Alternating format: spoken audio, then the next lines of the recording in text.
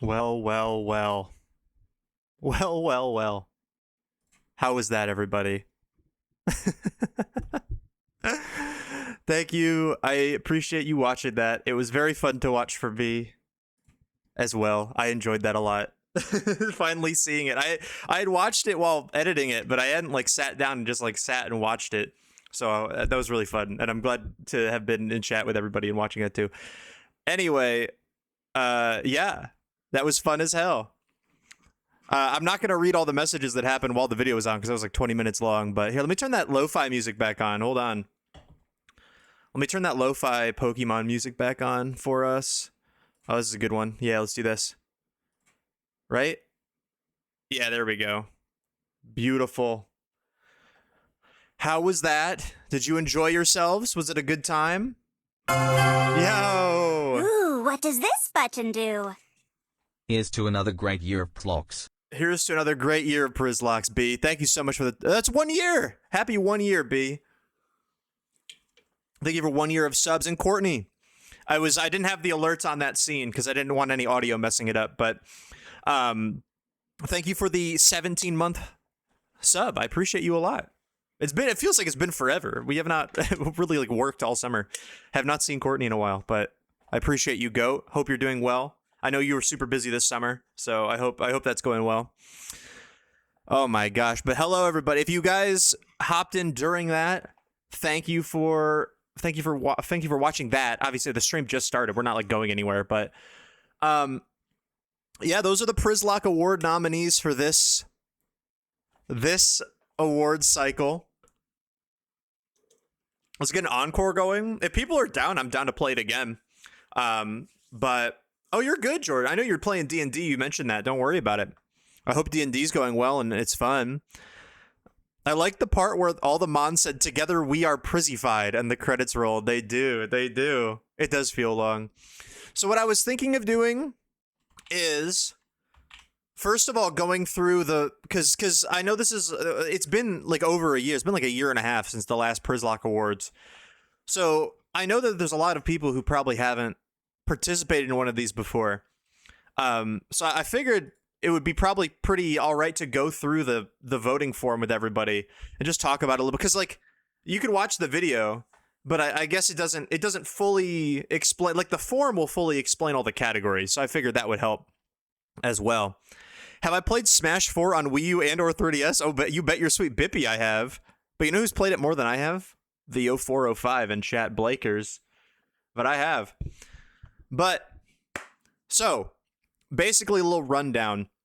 Those are the categories. There's 16 categories for the Przzlocke Awards. I can pull up the previous awards too. That might actually be helpful as well. Oh, it's super zoomed in. Oh God. Hold on. Let's get this like normal. So we have like in the Przzlocke document, which you can find. There's all the previous award winners in here too. But basically what happens is we do it kind of like Academy style, where you guys will fill out this form and you will vote and you will pick you'll pick who you feel like you deserves to win each category. And then it's not like a full majority rules in certain instances, especially because like in the first Przzlocke Awards there was only like 10 people who voted. And there was a lot of ties. So maybe if more people vote, it'll probably be more of a majority rule situation. However, like those will be weighted to determine who actually wins the awards, and we'll have a real award ceremony. We'll have a real award show, award ceremony with the whole shebang and everything. In about like a week and a half, 2 weeks from now, during the stream week.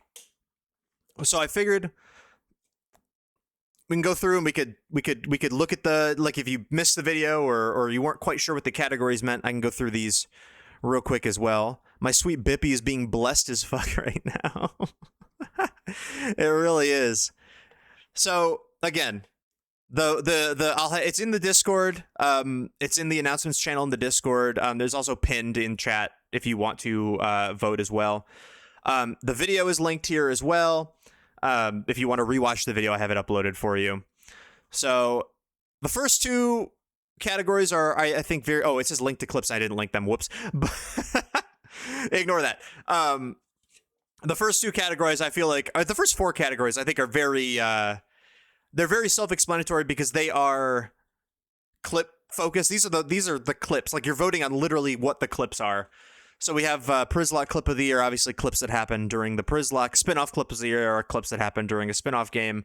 Clutch's moment are specific Przzlocke clips that are, obviously clutch. And these are specific moments, right? So it's like, Honey Mustard tanking that double edge, Pancake tanking that hydro pump. I guess I should go through. I was also going to go through and provide a little bit more context because I know the clips don't fully give you the context of each moment, and also I don't expect everybody to watch every single minute of me streaming Nuzlocke on the internet because there's a lot of those minutes. And obviously I'm the only person who's been here for 100% of the Przzlocke. So link to clips, awesomecats.org. Exactly. So for quick context, for clutchest moment of the year, these two, we don't have to explain, like, these are just like random funny clips up here. They're just fun. But for clutchest moment of the year, we can explain a little bit. So the Honey Mustard clip where Leafeon sets up a swords dance, we don't kill it with acrobatics. And then it hits us with a +2 double edge. Emolga, by the way, stats. Emolga's stats are quite bad. 55 HP, 60 defense. So the fact that it lived a +2 double edge on literally 1 HP, no focus sash, is kind of ridiculous. And that was in Victory Road. So that mattered. That mattered for, like, Emolga, like, we would have needed a whole new teammate for the league if that happened, because that was in Victory Road. When Big Gretch, this one also probably, like, the clip doesn't really do it justice. Big Gretch baiting Giga Impact from Mega Metagross in the Steven champion fight in Oras. So basically, the context of this is, I believe Steven's Mega Metagross got an attack boost off of Meteor Mash earlier in the fight. So more or less, Steven's Metagross is, and also my team was very, very hurt. Like, I think 3 of them were already dead, and, like, it had stealth. Like, Steven sets up stealth rock, so he couldn't switch around super freely. And he also had a +1 boost because of Meteor Mash earlier on in the fight. So I think Metagross was going to just sweep my entire team, but Wailord resists steal, so it baited Giga Impact, which is important because Giga Impact forces them to rest, like Hyper Beam on the next turn. So then we were able to send in our very low HP Blaziken and Flamethrower when we would have died to, like, a Bullet Punch, like a +1 Bullet Punch in the back, and we would have just lost. Like, we would have wiped to the champion if that didn't happen. I think a lot of people were probably here for the Pancake. This is a pretty iconic one. Pancake tanking the Hydro Pump from Lucamine's Melodic. We were probably, the only way we could have killed Melodic was with Raichu, and we didn't have Thunderbolt, we only had Volt Switch. So we needed to set up a nasty plot, which meant Raichu had to at least take 1 attack. And yeah, it it did. It barely did, but it did. And that was like the defining Pancake moment for that run. Similarly, in the same, like, right after that, when we fight Gladion going up to the Elite Four, his Weavile was also about to take some, I don't know if it would have fully wiped me, but I think it would have at least taken a KO or two because we had screens up. But Night Slash is the move that it clicked, and that has a high critical hit ratio, which goes through the screens. So Boo Boo Keys had like 40 HP left or something in the clip, and it dodged the crit, which would have, this thing was, like, really good, so we would have also lost this, and we wouldn't have been able to use it in the league. This was an early on clip, was Droox, the Clefairy and the Randomizer. The Magikarp guy, instead of having, like, a level 15 Magikarp that did nothing, he had a level 15 Furret with, like, stab quick attack. That was kind of a problem. Also, like, Loki could have wiped my team. But we had Sand attacked it a couple times. So on the very, like, 1 turn that was needed, like, Clefairy dodged the quick attack and was able to take out the Furret, which was pretty nice. What's up, Brandon? Just pulled up. I'm seated, but like 45 minutes in the past, rewinding start of the VOD. Hell yeah, Brandon. Enjoy the noms, bro. I think you'll like them, and I appreciate you being here. And then, of course, this is the most recent, most common clutch moment. Funk Dunkley's goddamn Quick Claw activating on the one turn that we needed. It was pretty curtains if that didn't happen. We would have lost Primarina. We probably would have lost something else in return. Plumeria Salazzle was just too strong. And that Quick Claw happened at quite literally the perfect time. Right after we evolved Funk Dunkley into Primarina. It was cinema. Now, Prizzy Moment is the next category, and this is the opposite of a clutch moment. I'm sure some of these are repeat most of these are categories from previous years. So if you voted in previous years, you'll recognize these. But a Prizzy moment is the opposite of a clutch moment. It's just me doing something stupid, me doing something dumb. It's not for content. I'm just like that. So some of them are, I mean, these don't require as much context. Like using Charm on a contrary Pokemon is never good. It just gives them a +2 attack boost. And then I had to sack my Greninja for it, which was pretty bad. I forgot to buy heals when we went to the X Elite Four. We had to use Citrus Berries, which was pretty rough. I forgot that Tailo had a flying move, and I killed my Shedinja immediately. I also forgot that Smeargle got like Technician Tackle, which is like pretty strong for early in the game. So we killed our Picky Pet because of it. There's the whole saga of me getting tilted and killing Salamence and Togedemaru, which was not great. I don't like to be reminded of that, but it was a pretty obvious Prizzy moment to include. These are scripted. Yeah, I think they might be. And then in the wake of that, right after, we tried to grind up Skarmory for the Elite Four, and we we died to a wild Glalie while grinding, and then yeah, it was just that was a rough stream. That was a really rough stream. There were a couple Prizzy moments in there. Now there's most valuable MVP. This one's also just pick your favorite of the 5 MVPs we have for the normal Przzlocke runs. Of course, we have the Woker, we have Exploud, Gorp, the Hooked, and Neo-Lu Gehrig. I don't really think that any of these, I mean, I'm not going to try to influence the vote any one way, but I don't really think any of these are like, they're all very good Pokemon. They all save the run in their own kind of way. Very iconic, so I don't really think you can go wrong with any of these picks, and there's not really any criteria other than there's the most valuable player. Now, on to that, we have the next category, which is biggest MVP snub. See, Pex is the real MVP. You can vote for it. You can show your support for Pex and vote for it in this category. So these are all Pokemon that were basically like neck and neck, or at least like in consideration for earning MVP in their run.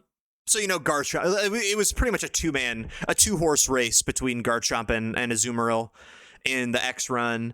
Manectric really showed up at the end of the game in Oras. Makes sense because you have to fight all the water. Hoenn has all the water at the end, and it was. I think this is the only time This is the only time a Pokemon has ever been nominated for MVP snub and 6-man of the year, because Manectric was technically the 6-man of Oras. It was the last one added to the team. It was added like halfway through the game, but like still, it was the last one added. We had a pretty consistent team. Pancake was also pretty much everybody was on board with Pancake being the MVP until it died in the Elite Four to Hala's Primeape. It got pursuit trapped and didn't kill the Primeape because of its nature. So I think pretty much everybody was like, that would be the MVP except for that pretty bad moment. So you can vote for it here if you think that it wasn't that bad of a moment. You can still get the MVP. Klefki was also just like a really solid, like I think Gorp the Stoutland was the most contentious of the MVPs, at least from what I understood from like you guys. So, you know, a lot of people thought that Klefki should have gotten it too. Obviously, most people thought Weesnaught should have gotten it, but it died and didn't make the league. But there's Klefki here as well. Really solid Pokemon. Millie Rock, basically, again. Super valuable. T-Tar is a very interesting MVP because it wasn't a T-Tar until the post game.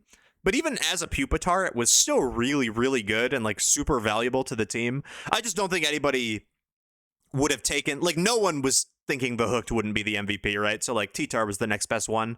And then I think Toxapex was like legitimately, people were like actively hoping that it got MVP over Neo-Lu Gehrig, but it was just a little lame.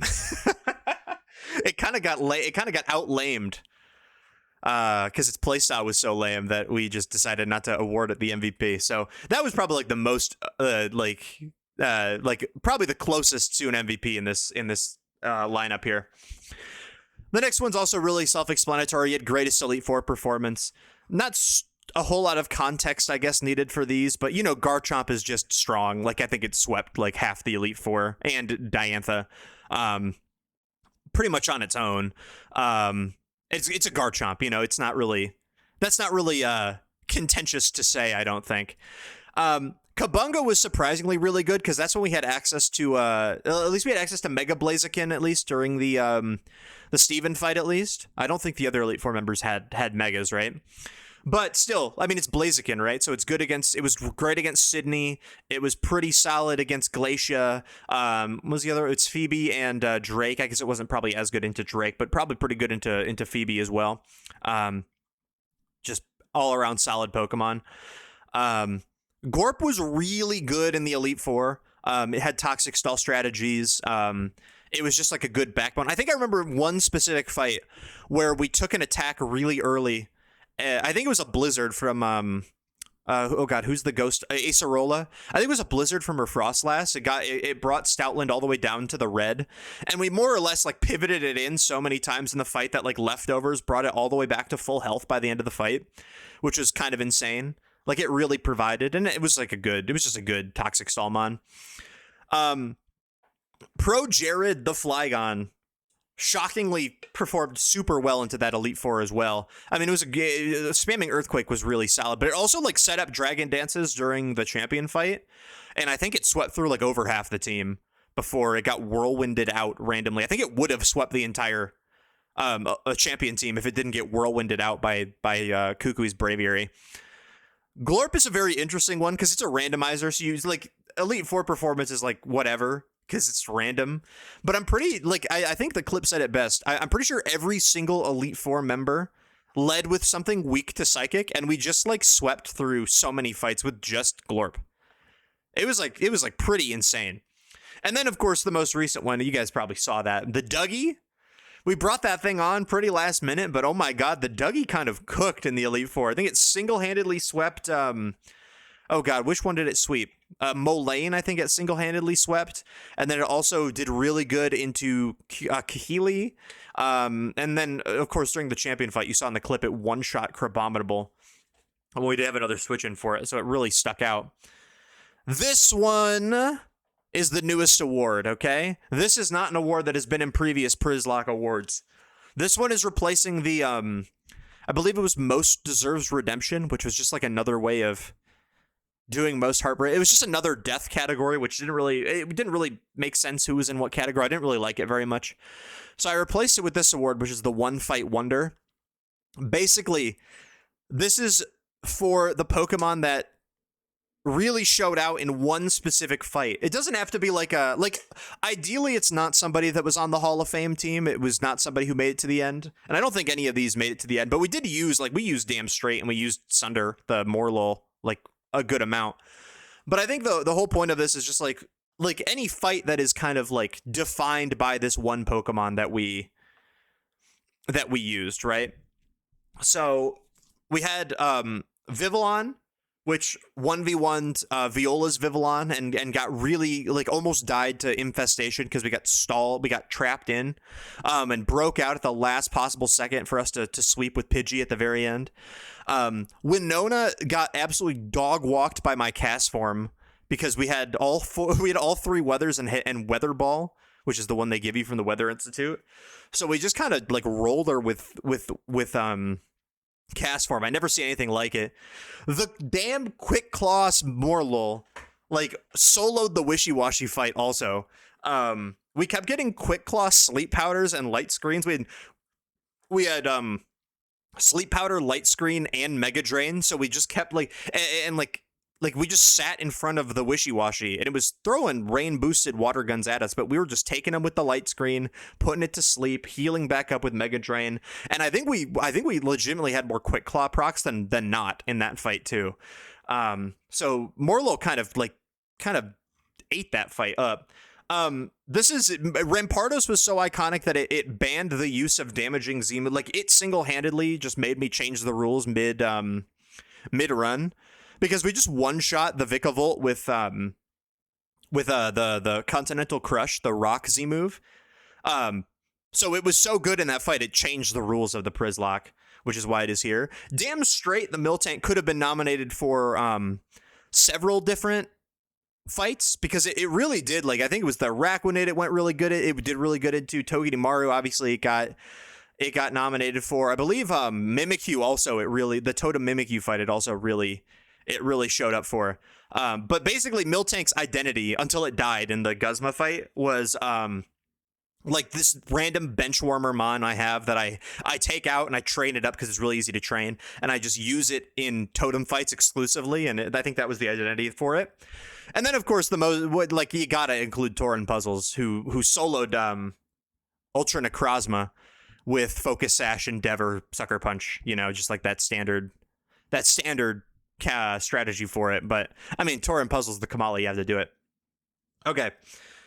Moving on, these are a little bit more like they're just more categories, but this used to be called Role Player of the Year. I changed it to Glue Guy. It's like, I mean, it's just the same meaning. Like in sports, you have the glue guy in your team, also like a role player and like a basketball team or whatever. But a glue guy more or less is like somebody who holds the team together. They're not the best, they're not the worst. They just they do their job. They have a specific job and they do it. They keep spirits high. They're like a very stable backbone for the team. So these are just shouting out Pokemon that weren't quite good enough to be like MVP caliber, because there's only one MVP per run, but these were really solid Pokemon. So, Lucario, Mega Lucario, even in X and Y was really solid. Creamer, R.R. Maldo, couldn't get crit and was good. It was good. I think it's just an all around solid defensive Pokemon to switch in on.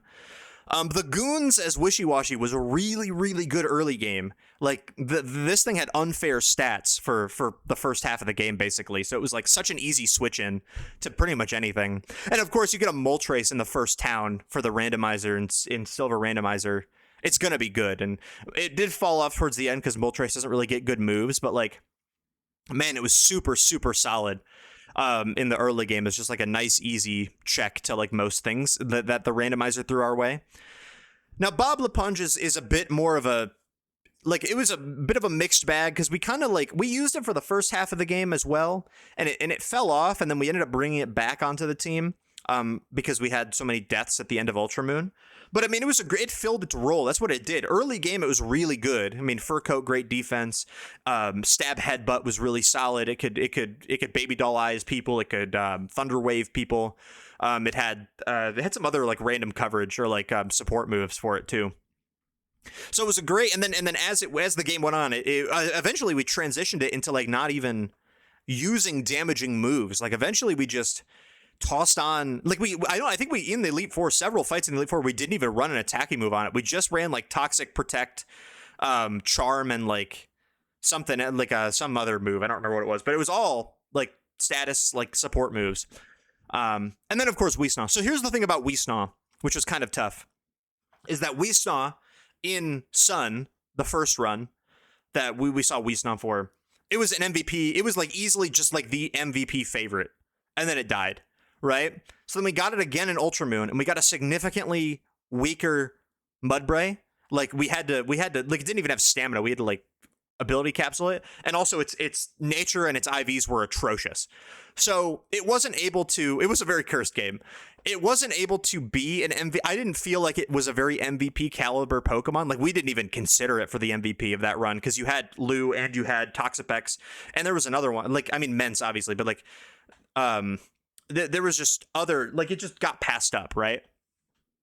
But I think it like transitioned really well into like this role player specifically, this is Ultramoon Weesnaw that you're voting on. So it's like in that run specifically, it was definitely more of a glue guy than it was an MVP. And that's okay. Sometimes it's just, you don't gotta be, we don't need everyone to be we don't need everyone to have the ball in their hands, Sometimes you need someone to set a screen.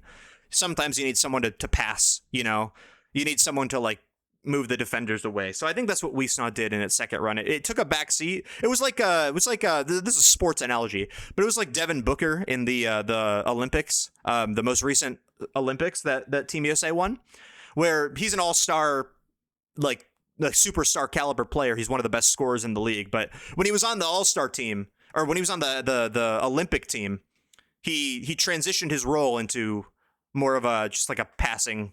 Like he didn't score very much. He was just there to pass and facilitate the plays and everything. And that's what Wisnaw did. He's the Devin Booker of the Przzlocke. Similarly, and I know these are a lot of sports analogies, so if you don't watch sports, I'm sorry, but the sixth man in basketball specifically is the first player off the bench, because basketball, has 5 people. The sixth man is the person who is the best player, not in the starting 5.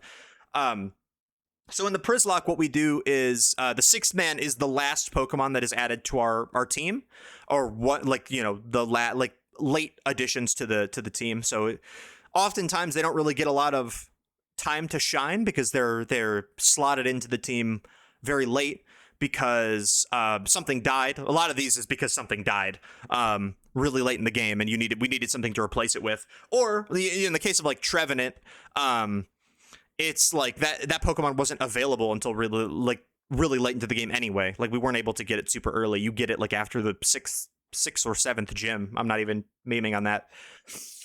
But yeah, so this is just a category to celebrate the lesser used Przzlocke Pokemon that still made the Hall of Fame. So Trevenant, like I mentioned, you catch it really late in X and Y, so it didn't have a lot of time. It also filled in after both Hippowdon and Greninja died. So it was a really solid filler there. Finger 11 is probably the Manectric was probably the least sixth man nominated here, because we did toss it in. I think we tossed it in after. Was there a death that I don't know if there was a death that caused Manectric to happen the team. I think it might have been What the Dog Doing. The Mighty Anna might have died, and we tossed Manectric in. But also I just think we wanted to use it. But we tossed it in after Norman.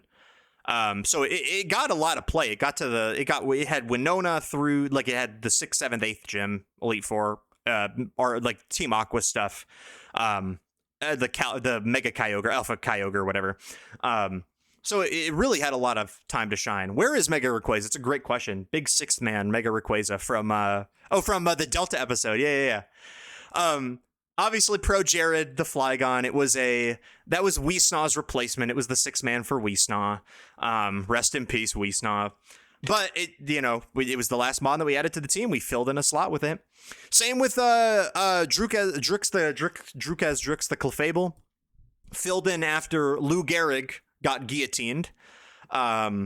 We put that in the team instead because we had an open team slot. And we did use this early in the game, but we eventually benched it. We didn't even think we'd ever find a Moonstone. We randomly got lucky and got one. So we were able to do that with the random items. But yeah, really solid 6-man. Showed up for more or less just the 8th gym and the Elite Four, and then all of Kanto, obviously. And then we have two. It's sometimes rare, but it does happen. We have 2 6-man in Ultramoon because Togedemaru and Salamence both died right before the league. So we needed to fill in some, and also Primarina died. I think Oricorio was more or less Primarina's replacement, Fung Dunkley's replacement. So we ended up replacing, we had a lot of deaths at the end of Ultramoon. So these were the 2 that were 6, and Bob LaPunch could also count, but that felt more of a glue guy to me than a 6-man. But this is actually Zatu's second time being nominated for 6th man of the year, 6th woman of the year, of course, because actually I think it's the 3rd time being nominated, because the winner of the first sorry, it wasn't 6th man. It is the 2nd time Zatu has been nominated for 6th man of the year. However, Zatu won Benchwarmer of the year in the first Przzlocke Awards. We had a Zatu in, I believe, Crystal or Gold, one of the 2, and then we had Big Ideas, which we had on the team specifically just for the red fight because our Dragonite died in Soul Silver. Also nominated there, and now we have Zatu again nominated for 6th man of the year because of Ultramoon, and also the Dougie, of course, both added to the team very last minute and made it to the Hall of Fame. I mentioned it, but Benchwarmer of the year are specifically Pokemon that don't die. So these Pokemon were alive; they never died, and they were used probably pretty early in the run, and then they just kind of fell off. Like, there's just Pokemon that fall off, and we just needed to replace them with something. So like B-Barrel in X and Y is kind of stupid. You get the return TM really early. So like this thing was a monster until like honestly like the 4th gym, and then we had Greninja at that point, so we didn't really need another water type. Same with Dustox. Shout out Sunder. We had Bugene the Dustox, really solid early game Pokemon. in Hoenn, but it's the early bug. It falls off, so we benched it eventually. These two, we had Miku, which was our Lowlandug trio, and our Shinotic. We're both like fringe team members for pretty much the entire run. We brought them out for various totem fights and kahuna fights that we needed them for. But more or less, they were sitting on the bench for a vast majority of the run, and eventually we just had a good team and we didn't need them anymore. But they did show up in a lot of fights in the Sun run. Not as much Ultra for Miku, but we did have that, and we did use it in one of the fights. And then we had our Amistar. Our Amistar was in the Silver Randomizer. We needed extra Pokemon for the weird split in Johto because the level cap doesn't really go up very much, so we didn't want to overlevel our team. So we had a B team basically led by Amistar, and it was really good. We had Surf on it basically, so we just kind of swept everything in the Rocket Hideout, and we used it for a little bit. But we had a really good team, so we didn't really have room for it. And then Deltaco the Araquanid, kind of same story. We had it evolved really early. We used it for a lot of fights, and we were considering using it later on as well, but we ended up having other team members fill the slots, and we didn't really need. At least we had Funk Dunkley for the longest time. We didn't really need another water type, and Toxapex. We didn't need a third water type. And then this is where we get to some tragic categories, of course. Most heartbreaking death, very self-explanatory. So these are 6 very impactful deaths in the Przzlocke, and I don't really know how you're going to vote for this. Hippo was like, I know Hippo seems like the polar bear in Arlington, Texas here, but like it was so long ago that I think it's forgotten. But like that was a really, really rough death. Was losing Hippowdon in the Lysander fight, because we had Garchomp and Lucario. Like we had such a good sand team, and we lost our sand setter, and also like Hippowdon was just really good to like send in. Of course, Weesnaw died to Guzma. Also, Funk Dunkley down here died to Guzma. We have our 2 Guzma deaths. Lou Gehrig getting guillotined from a random Krabby was also just that was heartbreaking too. RIZ Riz God Baby was our first death in Ultramoon. We had a deathless run going in Ultramoon, and this one kind of set the dominoes for all the other deaths truly, because we had this died in the Gladion fight because it missed 2 flying presses in a row, which is a 95% chance both ways, which is like a point. Well, we did the math. It was like 0.0002% chance or something of that happening, which then prevented us from having a really good answer into Guzma, which then we had Primarina had to die, or Primarina died because we didn't have a Riz God to handle the Pinsir, so Pinsir killed Primarina, and then Primarina dying caused Miltank to die. It caused there was another death in a Scrafty to die. I don't know if that necessarily made, and then also that we couldn't use that for Komao, right? So like that Sylveon died off of that, and then I don't know if that fully led to like Salamence and Togedemaru dying. I don't know if Primarina would have saved that, but like it really was like a domino effect too. And then of course, I mean, it was really heartbreaking to like, it was really, really rough seeing Salamence die. I still feel awful about that. It was like genuinely, that's like the only time watching back clips of the Przzlocke that I've like been uncomfortable watching. Cause like, man, I just hated how I handled that so bad. Yeah, exactly. B. Once Riz God died, everything went downhill. Everything went completely downhill. And then best nickname, you don't have to explain that, but we have I'm Peta. See, here's the thing. It's like, I was very distraught. I think I said it best here. Once we stop calling a Pokemon by their real name and we only refer to them by the nickname, that's how you know it's a good nickname. So like, I'm Petus, Kabunga, The Hooked, Funk Dunkley, Lou Gehrig, Boblipon. We don't say no one says Swalot. We don't say Blaziken. We don't say Kingdra. We don't say Primarina. We don't say like a Alolan Buck. We don't say Furfru. We call them by their names 100% of the time. These are all phenomenal nicknames. So shout out to everybody who, provides your nicknames. Cause I mean, the nicknames, I think, are some of the best part. They're some of the best part of the Przzlocke for sure. It used to be Wallet what? Wallet what? So we have the spin-off MVP of the year. So these are all the games that we play, Pokemon games that aren't Przzlocke specifically. So when we do the mystery dungeons or whatever, so we have MVPs from those. We have Mike Dungeon, our partner Axu. The Hog and the Dog were our starters from the Przzyfied Soul Link, and it did not end. I think they died in the Soul Link, but I don't remember how.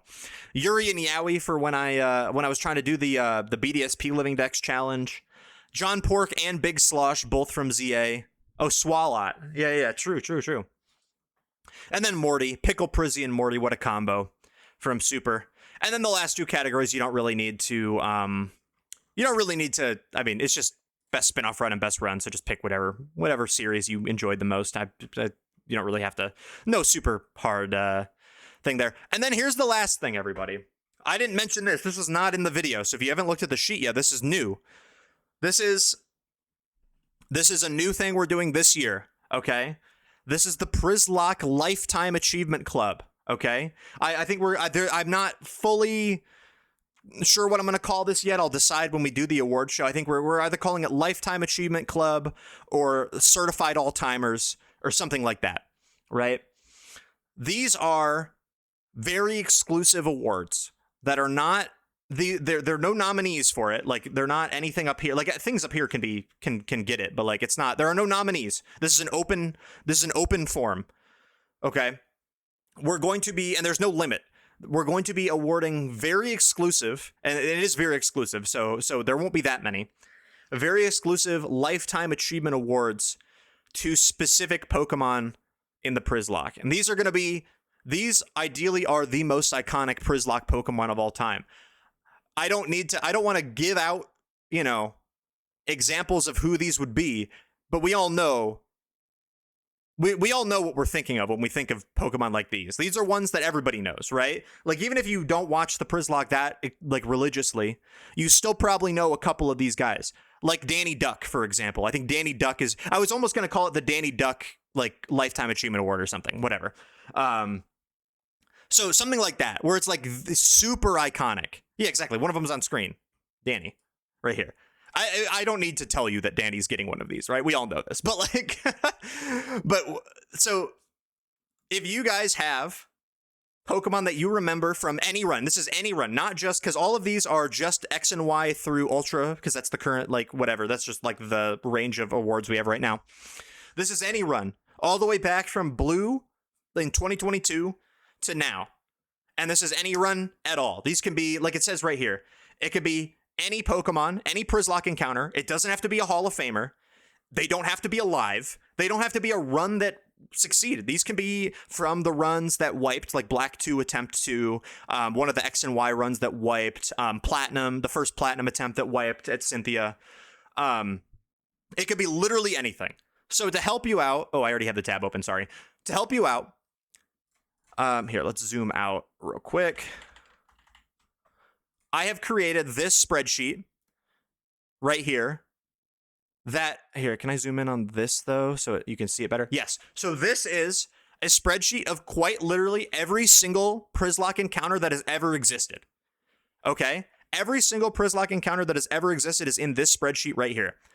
So we start at Blue, and you can see, so we have, like, you see Venusaur, like, made it to the hall, so it's bolded, right? Like, all of these Pokemon here died, so they're red, right? And then some benched guys have, like, they're regular, and then if the Pokemon was never used, we just caught it, we never used it, it's grayed out. So, like, these obviously would not really be, like, I would not expect anyone to nominate those. But we have all the runs. We're missing a couple that don't have footage, like Blue Attempt 1 and Yellow Attempt 1, but it's whatever. So you have Yellow, Gold, Crystal, all the Ruby attempts are here, Emerald, Fire Red, Diamond, both Platinum attempts. We have the Red 24-hour stream. We have Soul Silver, White, all the Black 2 attempts, all the X and Y attempts, Alpha Sapphire, all Sun. We have all of them. Ultra, all the way up to Ultramoon. It's completely updated. I went through all of the VODs. This took me months of work. I went through all of the VODs and I documented every single Przzlocke Pokemon that has ever existed in this document right here. So if you want to look through Obviously, the ones that are most important, bolded ones are in the Hall of Fame. Ones that say benched are benched. Obviously, you have all the runs that are like dead. So we had who we took to the Elite Four in this is like the platinum run that wiped. So we had Torterra on our team, which I think a lot of people will forget. We had the girl Danny Duck, Danny with an I, Duck. We had a Garchomp, we had our Chatot, we had Riz Whistler. Like, we had Pokemon that are kind of forgotten. So if you wanted to nominate any of those, feel free as well. We also have the Black 2 run that wiped too. So we have we have Wavy Baby, Chill Pill, the Volcarona, Backshots, the Whimsicott, John Pork and Purple Moxie. So that's what this nominee form is for. I'm going to say I think a ball skip whenever I'm in the shower, so quite often. That's exactly. So this is you can use whatever criteria you want for this. So it can be physically like good Pokemon gameplay wise if you like that. It can be iconic nicknames that you still think about. It can be Pokemon that are memorable to you. Maybe the ones that you named. If you like suggested a nickname and it was we used it or whatever. And there's no limit. Okay, so you can write as many, like, I mean, I'm not gonna award that many, but like this is completely open. So you can write as many. Is there a character limit on this? I'm gonna assume there isn't. But if you want to nominate as many Pokemon as you want in this field, you can.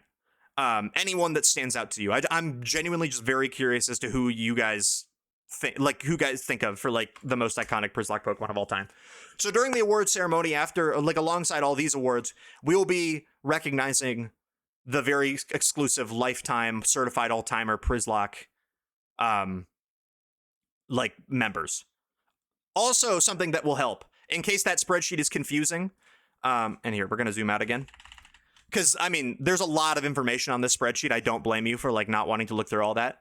I've updated the Przzlocke document here with there's a new tab. Also, all the awards. There's a Przzlocke Awards tab, too. I updated that. But I've updated there's a Przzlocke document tab. And this is, remember when we did Ultra Moon, all of those graphics I made that were up in the corner and they rotated and they were random and just rotated? I put all of them that I made in here. So the only Pokemon that got really, like, the Pokemon that got graphics that I spent time making graphics for were ones that we used in some capacity.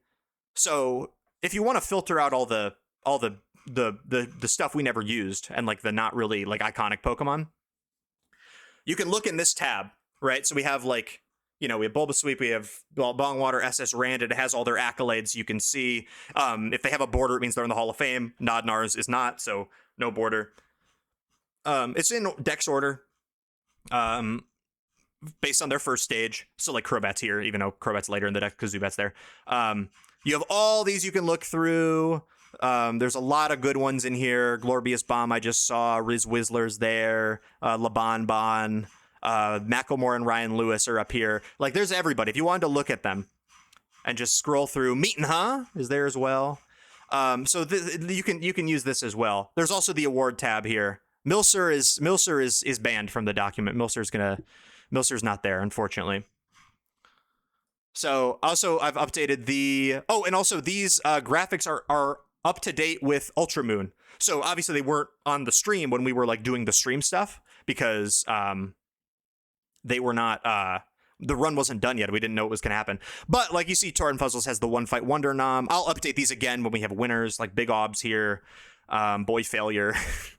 Del Taco, Weesnaw got a flowers, Purple got the flowers, Battle Bus is here, Pick Devins is here. So, I mean, you can look through these if you're interested as well. Free Milcer. The Przzlocke document's also updated with a bunch of information. I think I've talked about this before, but if you were interested in any of this, I know this is really just for me. I'm the one who's kind of, I love organizing and looking back at the because it's all great memories for me. But if you want to look back at the Przzlocke and stuff, we have the documents fully updated. I've put in, all the MVPs are here, all the previous awards and the award winners. I forgot. We call it I did actually do this. It's the Daniel D. Duck Certified All-Timer Award. That's what it's called. We have all the deaths. The graveyard is here. All the teams. So this is all fully updated with all the information you could need to make an informed decision. I mean, you could just vote for whoever the hell you want. I don't really care. But that's the Przzlocke Awards, everybody. So thank you if you voted already. I assume some of you have already voted. I'm sure some of you are going to do it later. So the plan right now is we're going to do I think 2 weeks of voting. Just because I'm out this weekend, so I'm gonna be like, I'm not really gonna be paying attention to it, and I'll be back, and then we'll do the awards, right? So like, you have like a week and a half, 2 weeks. I think it's like early August is gonna be like when we do the awards. So you have until then to cast your votes. We're gonna do the awards show live. It's gonna be like last year, where I'm just live in front of the camera, revealing the winners of each award, and it'll be a good time. And also we'll have some other fun surprises as well. Am I gonna dress up? I mean, I'm gonna look nice. Yeah. I mean, I'm wearing a nice little shirt right now too. But I mean, it's just a little business cash. But I'll be definitely dressed up a little bit nicer. And we have some other surprises as well. Nick Mo recorded some extra lines for me. I didn't tell him to, but he just recorded some extra stuff. So I'm gonna try to incorporate that. And then also we're gonna have. Well, I guess I can just tell you now. So I don't know how much this is going to come to fruition, but I think the immediate plan is we're going to have a it seems stupid, it feels stupid to say it. We're going to have a przzyfied direct alongside the awards. So the awards are going to happen alongside a quote unquote przzyfied direct, where we talk about stream plans, the upcoming things I want to do, like a presentation to some of the ideas I have for future things, spin-off games I want to play in between Przzlockes, what the roadmap for the next leg of the Przzlocke will be, because I've already told you, but we're playing Let's Go Eevee next. But there are some other games after that we're going to play as well, and what order we're going to play it in and all that. So I think that'll be fun. There's also a couple of surprises I have planned as well, but I think it'll be a fun time. And I just appreciate it, man. Thank you guys for... I mean, I know it's mostly for me, of course. I'm the one who's like, making all these documents. I'm procrastinating playing Gen 8 for sure. I am. But no, I really appreciate it. Thank you for all the support and stuff on the Przzlocke and everything. Like, we've been... The first Przzlocke run was in 2022, so... Some of you have been watching since then, so it is really cool to see the ban list here like grow over time. Shrink a little bit sometimes, but it grows most of the time. And yeah, I'm very excited for finishing out the Przzlocke. There's going to be plenty more Przzlocke stuff to do. Also, I've realized that I think I closed my vent like a couple days ago, and I am sweating right now, so I'm going to open it back up. Hold on.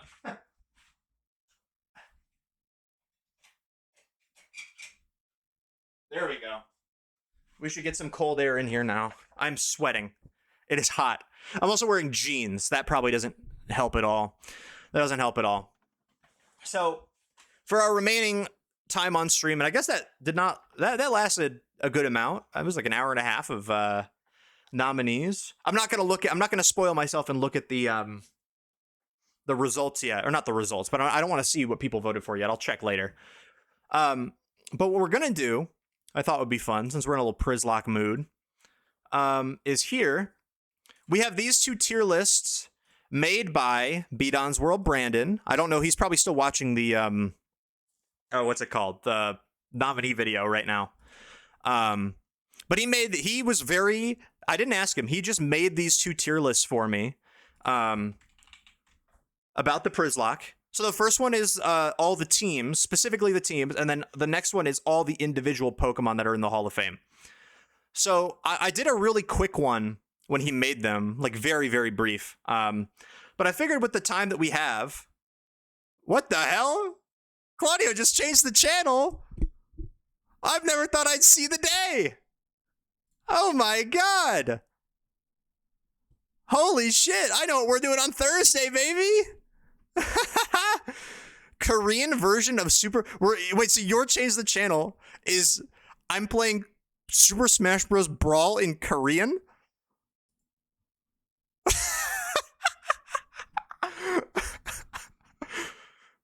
That genuinely might be the funniest thing I've ever heard. That's incredible. That is the funniest. I think that is legitimately the funniest possible Chase the Channel that you could have ever done. So on Thursday, we're going to be playing Super Smash Bros. Brawl. I assume Subspace. We'll be playing the Subspace Emissary Super Smash Bros. Brawl in Korean? I think if you gave every person on Earth one guess, none of them would have gotten it. I'm speechless. Hell yeah. Okay, well, you guys better be here on Thursday. We're playing Super Smash Bros. Brawl in Korean. Claudio / Carlos / oh god, what was your third alt's account? I don't even remember what it was named. Oh no, I'm losing the ancient texts. Goofball, right? They've changed the channel collectively. Korean Super Smash Bros. Brawl is the funniest fucking thing I've ever heard.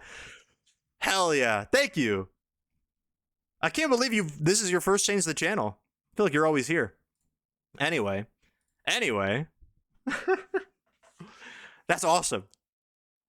I'm like blushing. I don't know why I'm blushing so bad. You guys want to do a tier list? Or you guys want to think about Super Smash Bros. Brawl in Korean?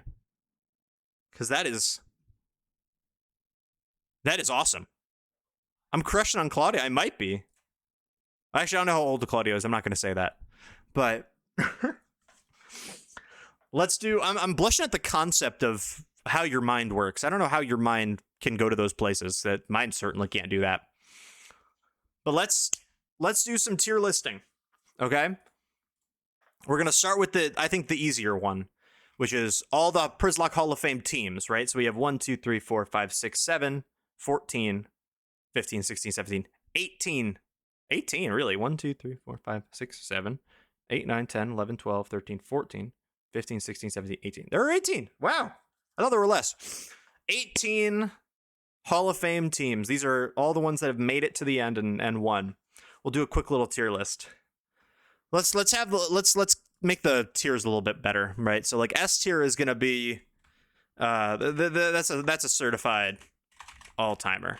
That's a certified all-timer. I've never thought about Korean Super Smash Bros. Brawl until now. I never have either. I did not realize that was possible. I always make my top tiers blue, by the way. I hate the red. Red is bad.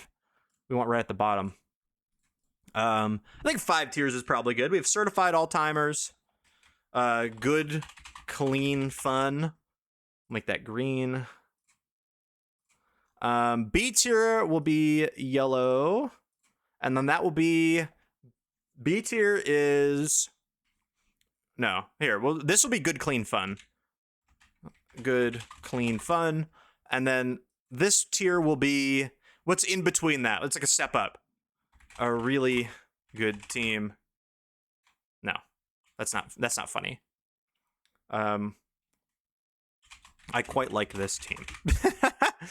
And then C tier is kind of forgettable. And then D tier is hell. Actually, it's trench. We call it trench. I forgot. So here's those are our tiers right there.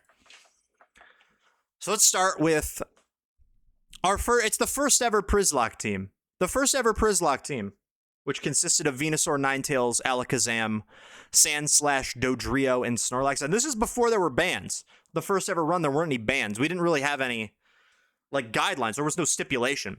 I think the only thing about this team that was different is that I think our Nidoqueen died, and that was like, I believe our Nidoqueen died, which we replaced with Snorlax, and then our Fearow died, which we replaced with Dodrio.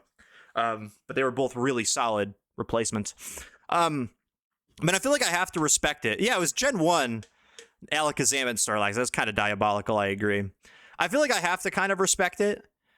I feel like it's a little more forgettable, especially because I don't think really any of these Pokemon were like that memorable. Sex Kick was, Big Fella was, but I don't really think people remember Bulbasweet very much, or like the Sludge, the Sandslash. Definitely not Ninetales. I'm not gonna say it's forgettable, but I'll say I'll put it. I'll start it off very solid in the mid tier, and good, clean, fun. Yellow was right after. We had the starter Pikachu, Nidoratio, Eradicate, Charizard, Dugtrio, and Lapra, which I believe SS Rand and the Butterfree was supposed to be on this team, and then it died very late game. We replaced it with Lapras. This one feels more forgettable to me. That one is definitely forgettable. I feel like a lot of those guys is like, yeah, they're banned, and we respect them, and we know they're banned, but we don't really remember why.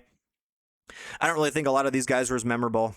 It's a solid team, but like, I don't know. I think that if I'm counting Gen 1 teams, I feel like I really liked the blue teams better. Should we just go to the next Kanto team, right? The Fire Red one for comparison. I think we should maybe do that. This run was a core memory of your childhood is crazy. It was 2022 or like 2023. I think 2022. That was 4 years ago. Jesus Christ. Comparing it to the other Kanto team, where this one had a lot more iconic Pokemon on it. We had Bongwater, we had Bone Zoner, we had SS Randon, Snidoqueen, really clutch Primeape 2. Baku the Fighter was not a very good Pokemon, and we tossed it in at the last second because who died? Milkshook died, right? It was Milkshook the Flareon was our last one, and it died. But I think this had way more iconic. These had way more iconic Pokemon on it. I think we're gonna toss that one in. I think this is how I would order the Kanto teams, because I mean, like Bongwater, the Blastoise and SS Randon and Snidoqueen was like such a diabolical, and Bone Zoner is so good. We loved all three of those. All right, and let's lock in. We gotta lock in. Well, let's go to Johto. Let's go to Johto next. We have 3 more. So Gold and Crystal, very similar. Gold, we had a couple more iconic guys. We had Macklemore, our starter. Bone Zoner was more of a PMD guy, but I mean, the legacy carried on, I think. We played PMD before we played Fire Red, right? So this Marowak was named after our partner, Bone Zoner, from Mystery Dungeon. But this team also has... I might. This is the origin of I might. The Ampharos is the origin of I might. I do think this team is a little bit boring because it's other than I might, and I mean Feraligator's cool, but it's the starter, right? It's not really like anything out there. I mean, we just have the trait evolutions. This Gengar, Golem, Machamp. Golem just kind of steamrolled the entire thing. Like we traded for the Machamp to beat Whitney, and we just kind of used it. Why are there 3 OU Pokemon? I think the sauce here was Seaking, which we used the Dragon Slayer. We used that to kill Lance's Dragonite, but it didn't even kill both of them. It only killed one. I don't think it's a trench. I'm trying to think of like who a trench team would be. But I don't think this is trench. Gold is definitely not trench. I think it's below yellow though. I think it's below yellow. But there are some iconic Pokemon here. Actually, it might be above. I think the iconicness of Seaking the Dragon Slayer, Macklemore the Feraligator, and of course I might. I think that edges it out ever so slightly over. Although there is Wet Kisser the Pikachu here, they're about even. I'm gonna put Gold above. I think Gold above is like a very good one. Was there not a Lix in this run? That was Crystal. So Crystal was here. You see Steelix. So I guess here's the thing: is it was Leaflass. We had Stinker Arphira, which was a redemption run from it because it died in the very first Przzlocke, and we used it again. We have the opposite of I Might. We have You Won't, the Sudowoodo, Big Fish, and Nugget, 2 insane Pokemon, and then also the Glorbius Bomb.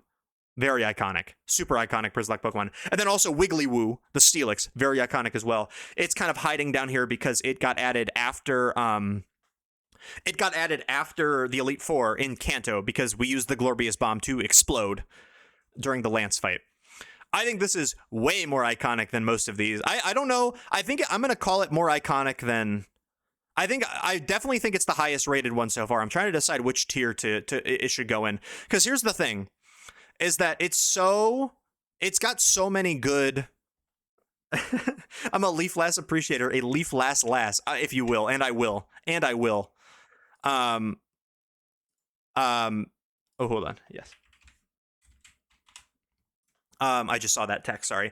I think I'm going to put this above. I'm going to put it above the Fire Red. I think Crystal is more iconic than Fire Red. I'm trying to decide if it's an all-timer tier or not. I do think it was really good. I don't know if I would consider it an all-timer.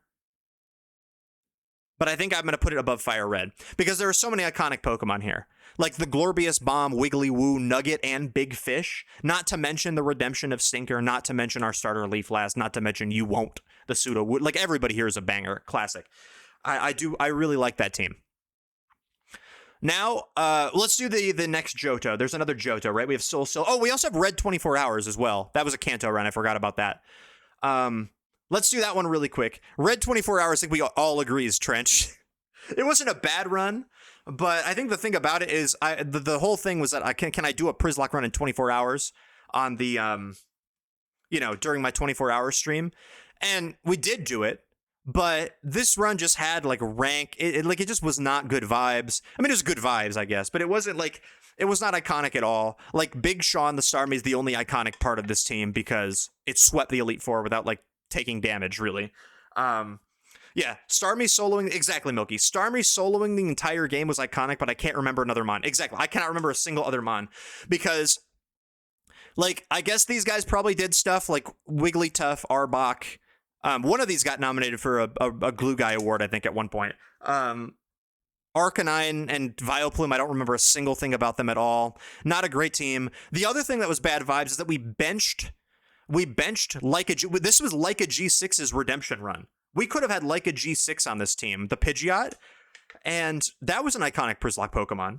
But I benched it at the last second because I was sleep deprived and was like, Aerodactyl will be better.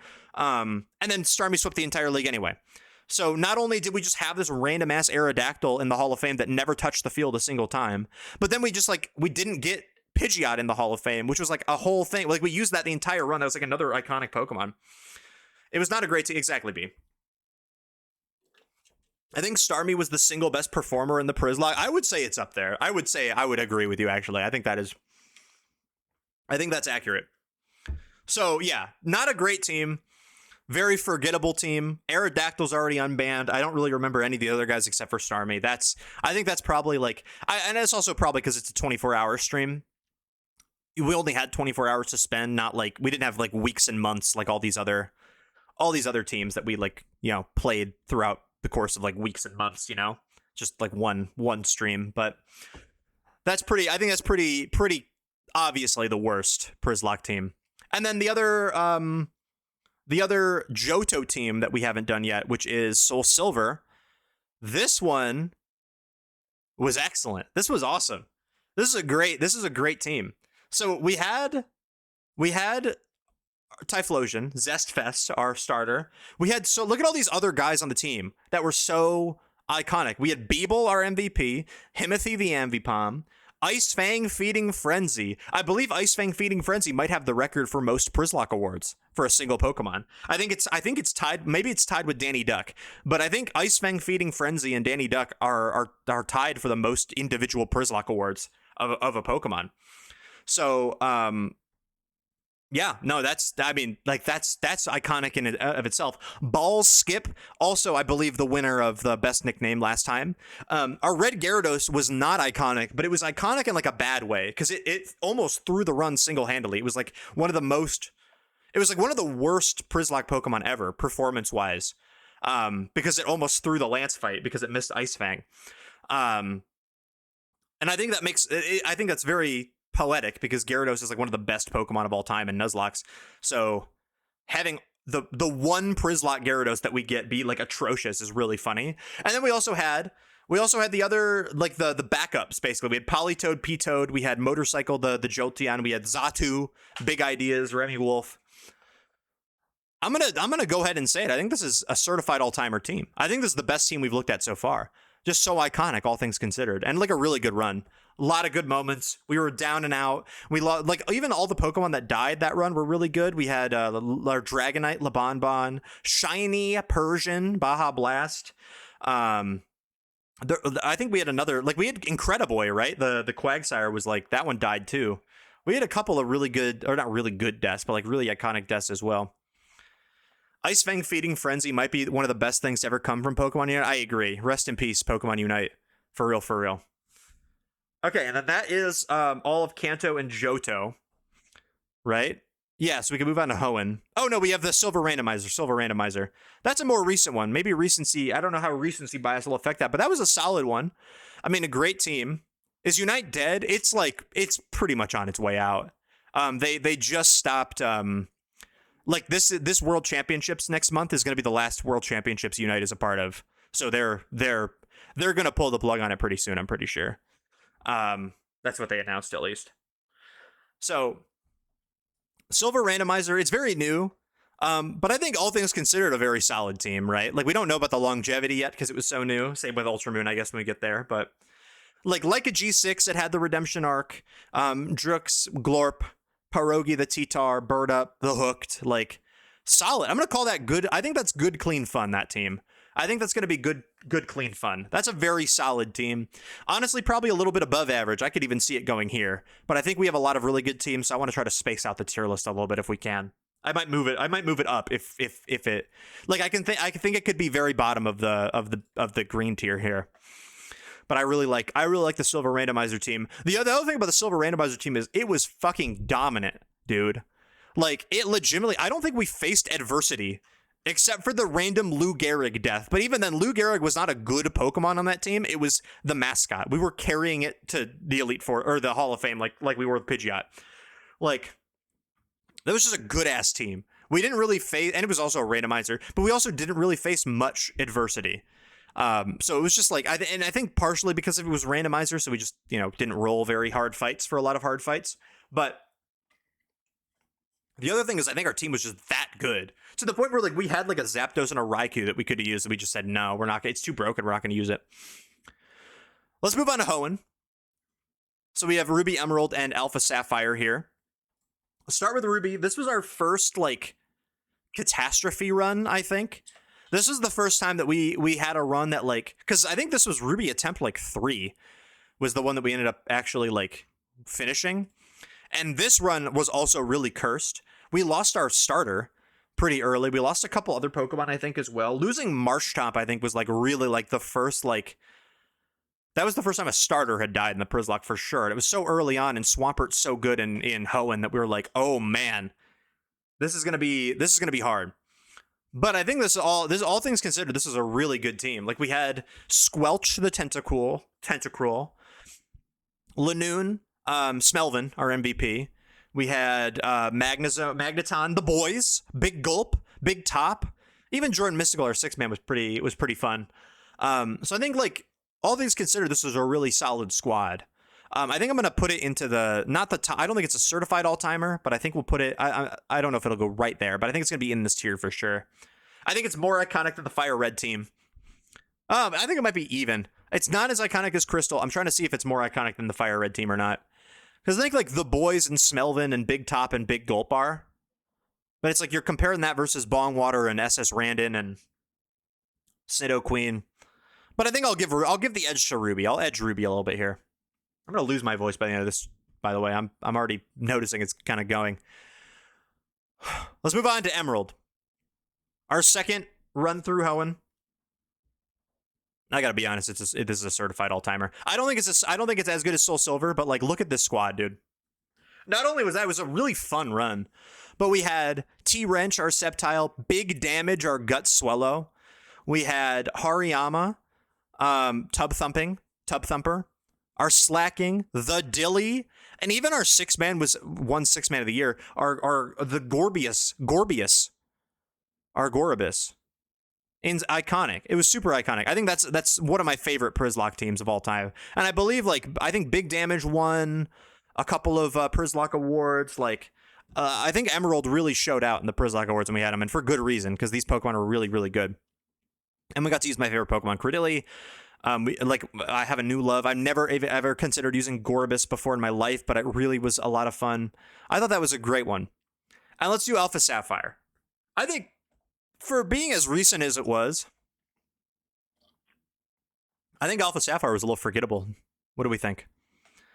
I remember when we talked about it, I think someone, I don't remember who it was, in chat was like, I don't even remember who was on the Alpha Sapphire team, and it was like only a couple months ago. And I think I agree.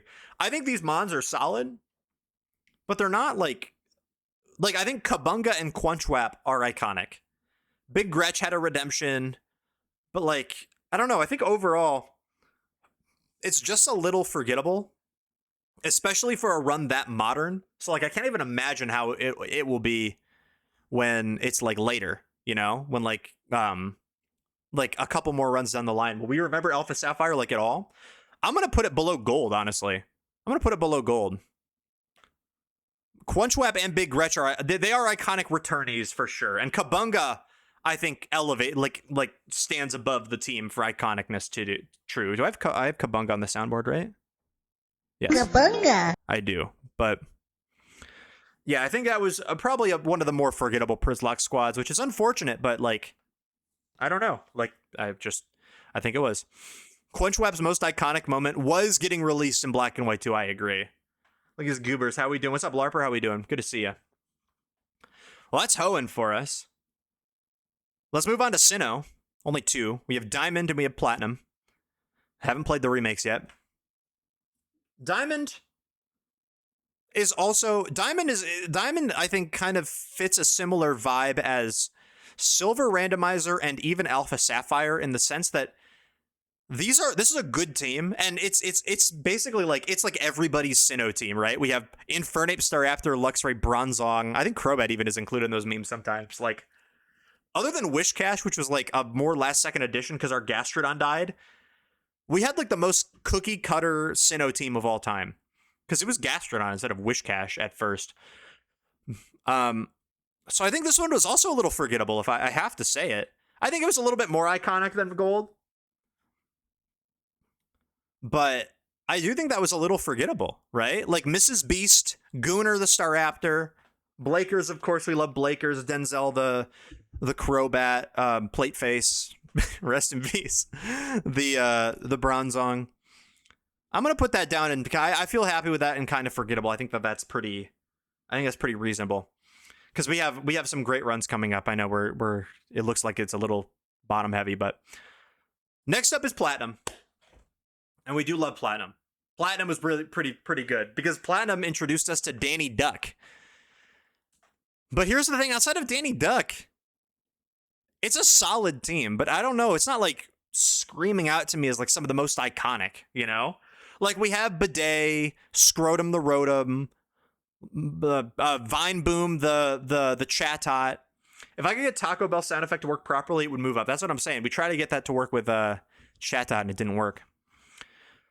But I think it's good. This is not forgettable. Not a forgettable team by any. I think this is good, clean fun. I'm going to put it at the top of good, clean fun here. I think that makes sense to me. I think it's more iconic than these two. I don't think it's as iconic as Fire Red. I'd put it a tier below. But that did introduce us to Danny Duck.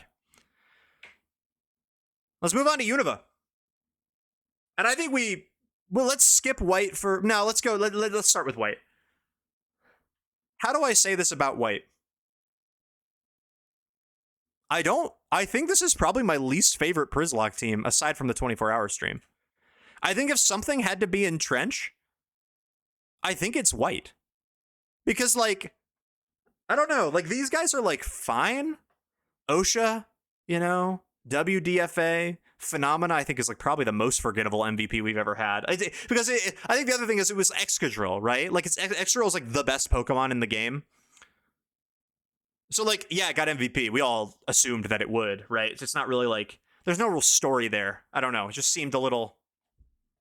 Like, Jeremy Bonderman is probably my favorite from this team, and even it had they had, like, Scrafty and Seismitoad both got unbanned immediately after, because they didn't really do anything. Like, I don't know. Like, this is probably, like, I mean, I know it's not in the forgettable tier, but I think this is, like, oh, yeah, I guess I did play through White, and it did have these Pokemon. I don't remember very many. The only iconic moment I really remember from this run is, like, the Reuniclus, Jeremy Bonderman, PP stalling gets us his Hydreigon in the final fight. That was really fun. And, like, I guess Excadrill was, like, the last one standing in the Getsus fight and, like, brought it home because everything else died. Like, we didn't even sack it. Everything else just actually died except for Excadrill. So it was, like, kind of a fun moment. But I don't know. I don't really remember, like, a whole lot about the White run. I just don't. In comparison, Black 2 is, I think, the best Przzlocke run that has ever existed, and I don't think it changed. I don't think that's gonna change anytime soon. I really, really struggle to see how we have a run more iconic than Black 2 Challenge Mode. Because it took 4 attempts. And we had an attempt go all the way to the league, and it was full of iconic Pokemon, and it wiped. And then we somehow ran it back and did it again with different iconic Pokemon. I think the only Pokemon that was shared in those Elite Four teams was Meximelt, the Mineshow, right? Like the first run that made it to the league had Backshots, the Whimsicott, Wavy Baby, the Jellicent, John Pork. No, the first Lou Gehrig. It had the original Lou Gehrig. John Pork, I believe, died in that run, right? So it was those 3. Was Moodang? Moodang might have been there too. I don't remember. No, Moodang died in that run for sure. I don't remember who else we had. I mean, I have the spreadsheet. I can just go look. Who do we have in that run? It was Lou Gehrig, Backshots, Wavy Baby, Volcarona, and then we had a random Bisharp that we don't care about. But yeah, that was very iconic. And it had so many good moments. Me forgetting to teach Shadow Claw to Zangoose and having to pivot and somehow managing to do that deathless without, well, I guess not deathless. We killed the Zangoose, but Millie Rock as an MVP was such a good one. Chinchino's fumble, you're right, was so funny.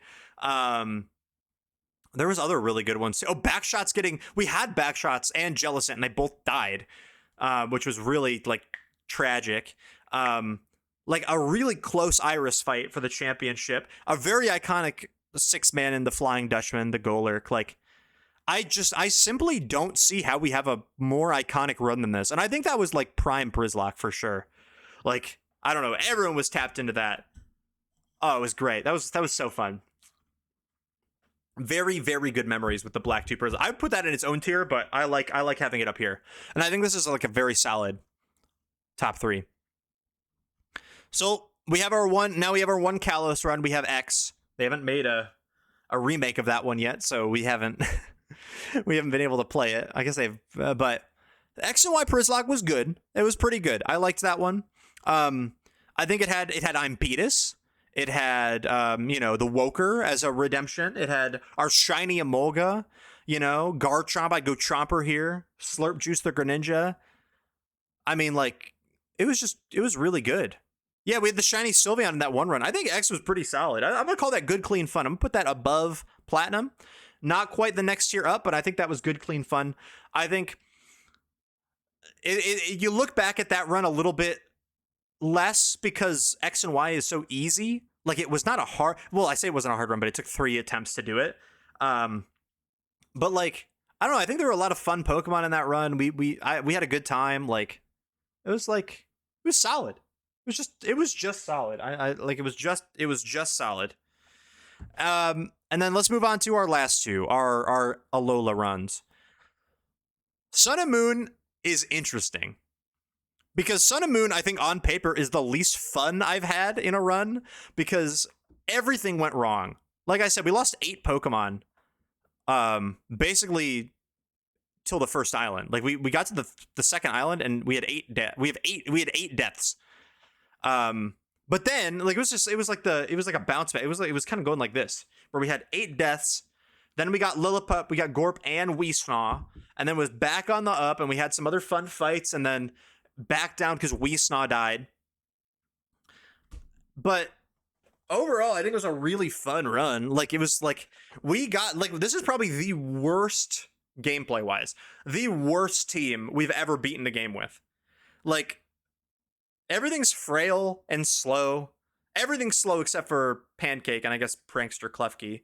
We have a Flygon because our Mudsdale died. Like, Decidueye, I really is not very good in that game. I don't like. It was not really designed to do that game well.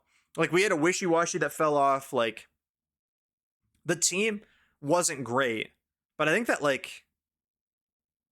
that's what made it fun.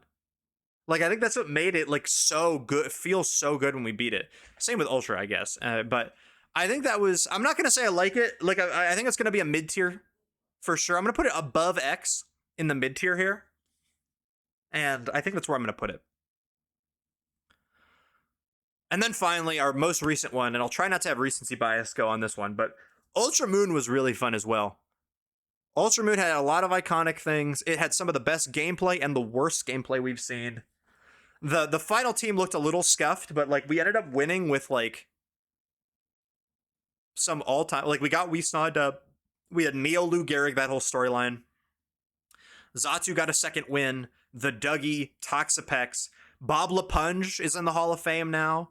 And even before that, that had Rizgod, Weird Elements, Funk Dunkley. Like I think that like the cast of characters on this run was really, really fun. Even like the random shit that we didn't really use, like Battle Bus, the Vikavolt, was iconic in a way. So I'm gonna put that up. I'm not gonna. It's not a certified all timer. I think it's too early to call that a certified all timer. I like these three being the top three. I think I like it more than Fire Red, and I like it more than Ruby. I'm trying to decide if I like it more than Crystal, and I think I do. I think that is a good spot for it. I would even consider this. I would consider that. In fact, I think I'm going to do that. I'm going to do that for sure. So, do I want to move anything around? I don't really think I do. I think this is a good tier list. Let me take a little screenshot of this one. Let me take a little screenshot of this one. Let me send this into the Discord. Przzlocke team tier list. Hell yeah. I've been yapping, but I guess there is another tier list to do. Oh my gosh. I have my old tiers, right? I had like a different tier. Oh, I think I reset it, so I don't have it anymore. Damn. Oh, presentation mode. Ooh, this is fun. This is fun. I like this. Let's do this. So I wish I remember. Oh wait, I think I took a screenshot of this when I did it last time. From me and has a picture. This was like, I guess, I don't know. I'd probably be scrolling for a minute, but I want to know what tiers I did. I'm sure I could find it. I definitely posted it in the Discord, but it was probably a while ago. Oh, there's a picture of me and Cat on a date. That's cute. I can't believe I'm playing Super Smash Bros. Brawl in Korean on Thursday. I had a different plan, but like that's too good. I can't pass that up. I really can't. What channel would I put this in? Would I put this in general? Probably general, right?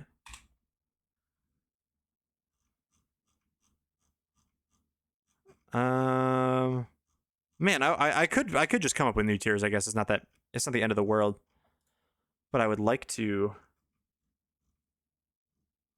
There's a Taco Bell tier list. Do I want Taco Bell right now? Maybe I didn't post it. Or maybe I posted it in Nintendo Gamers. That's another place I would put it. Perhaps. Don't worry, we'll find it. We will find it. The Hooked. I'm scrolling past pictures of The Hooked. Maybe not. Maybe I didn't post this ever. Because I think I'm too far now. I think I'm scrolling too far.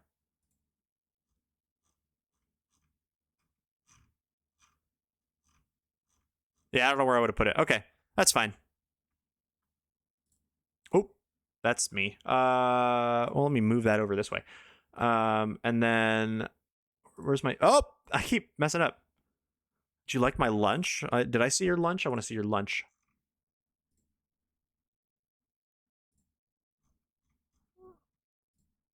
Oh, hell yeah. I'll give that a fire. I'm hungry. I am quite hungry. I can't lie. I have sandwich supplies. I might make a sandwich after stream is over. I think I did something along the lines of iconic. Let's call this like iconic. Something iconic. The most iconic. I don't know. I'm hungry again. Dude, I'm always hungry on stream. We keep talking about food, man. I can't blame you, though. We'll call these icons. Like riffraff. And then We'll have a trench tier. We'll have a trench tier. Bottom tier. Amazing, but not as iconic. Yo, what's up, Shine? How we doing? Rank and Mons? Yes. Yes. So I just went through and I ranked all of my teams that I've done for all my Nuzlockes. And now this is a second tier list where it's all the individual Pokemon. So we're having some fun, getting hyped for Przzlocke awards, which you can vote on now. Yeah, I think this was. I think the tiers were kind of like this. It was like icons, amazing but not as iconic. Like there was like a good tier, and then there was like I think I had an extra tier. I had like a forgot you were there. Oh yeah, because it was like actively bad. That's what it was.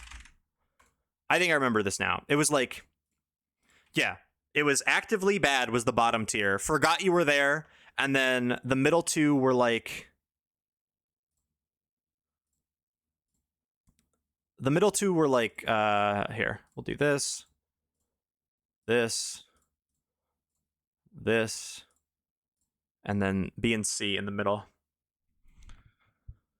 Want some of those hash browns? Hell yeah. There's like half the cake left. I wish I had some milk. I heard Cat the Whiskey just bought some milk, I heard. So you should, you guys should share some milk. I don't know how you do that. Ship that internationally or something? Okay, what do I want the B and C tier to be?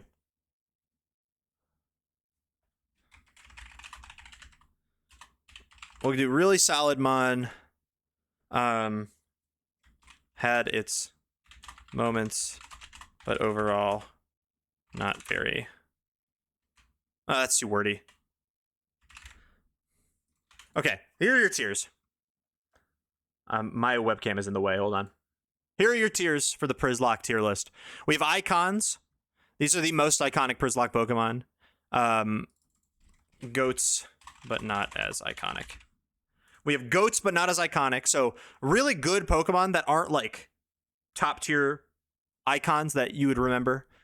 Really solid Mons, your solid B tier. I'm sure a lot of Pokemon will fall there. Had its moments are going to be like they were good once in a while, but overall, like they're good enough to not be forgettable because there's forgettable down here and then actively bad at the very bottom.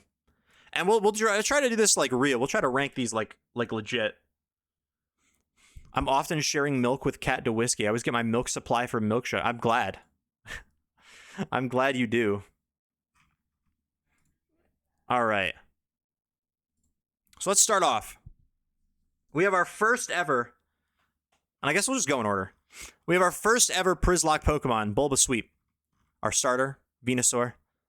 If I remember right, Venusaur is like a really good Pokemon. Like, so here's the thing: is this was 4 years ago, so I don't fully remember. I don't fully remember how these went.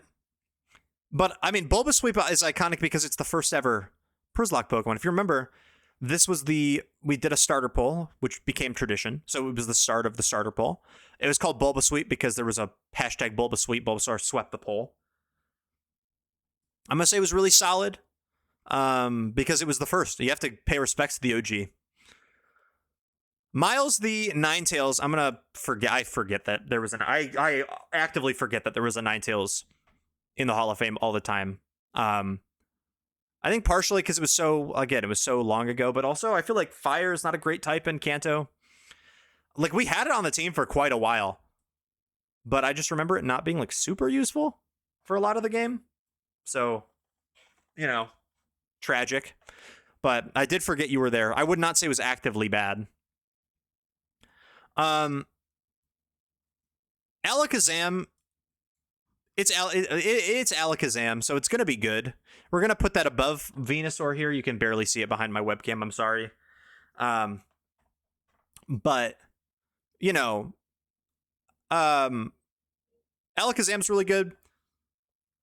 I think the fact that we had it at all is kind of broken, but we cooked with it. I remember it being very powerful because it's a goddamn Gen 1 Alakazam, but like, hell yeah.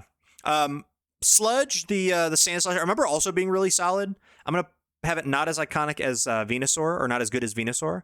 This is, I guess, an iconicness tier list, I guess, in a way, but So we have that behind Venusaur. I remember it being really solid, a good Pokemon for pretty much the entire game.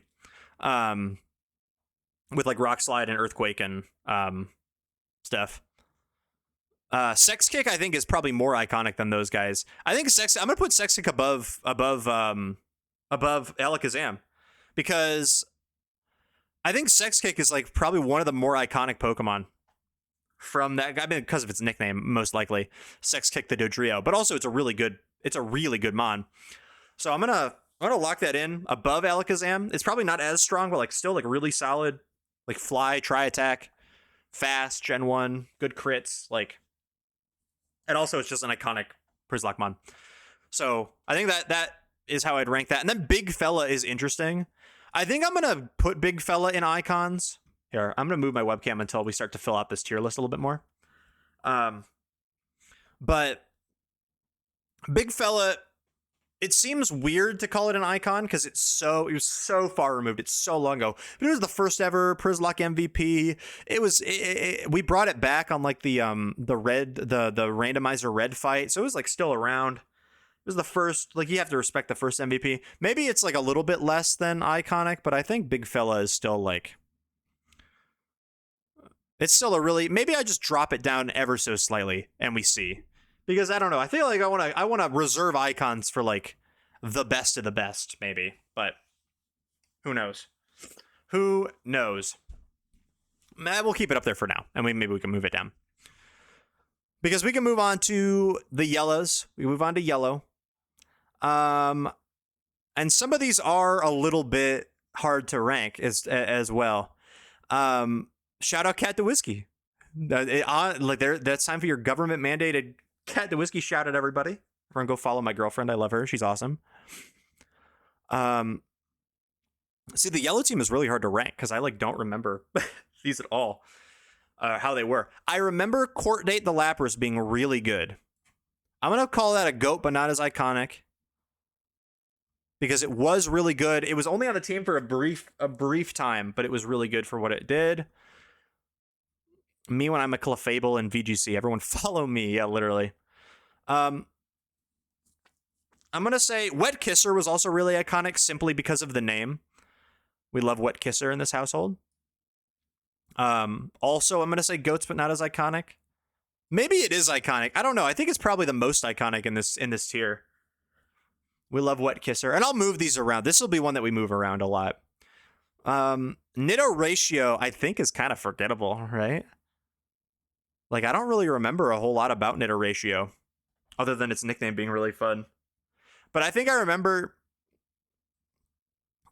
being, like, disappointed in it, kind of. Where it was, like... Because we just had Snidoqueen, who was, like, one of the greatest Przzlocke mons of all time. Gen 1 Snidoqueen. And then we had this, and it just wasn't as good. What's up, Brandon? Welcome back. I posted the, well, I guess you didn't see it because you're not in the Discord, but I just finished the, I hope you like the noms, by the way. Hope you're excited to vote. I just finished the first tier list, which was the teams. I put a lot of thought into it. But now we're on the individual Przzlocke Pokemon that we're doing right now. We're being a little loose with it, but like we're like in the sense that we're able to move things around as we put more on here, but I'm trying to be a little bit more intentional about where I put things. Working on voting? Hell yeah, I'm excited to see you vote for. Let's see, who else we have? We have Power Bottom, iconic nickname, and I think it had its moments, but I don't remember it being very good. I think I remember... I do remember it, but I don't remember it being very good in yellow. Lou Gehrig's Silver Death Clips was Rob, but I'm glad it was in the vid. Wait, but it was nominated. Did you mean it wasn't nominated? Because it was for Death. I have a great idea for a change the channel, but only at 15% of the way there. Oh no, what's your idea? I do not want to spoil it. Oh, Brandon. Oh my God, wait. I gotta tell you. That'd be my write-in ballot clip of the year. Wait, it's nominated though. It's nominated. Wait, hold on, I gotta check. Did I forget to nominate it?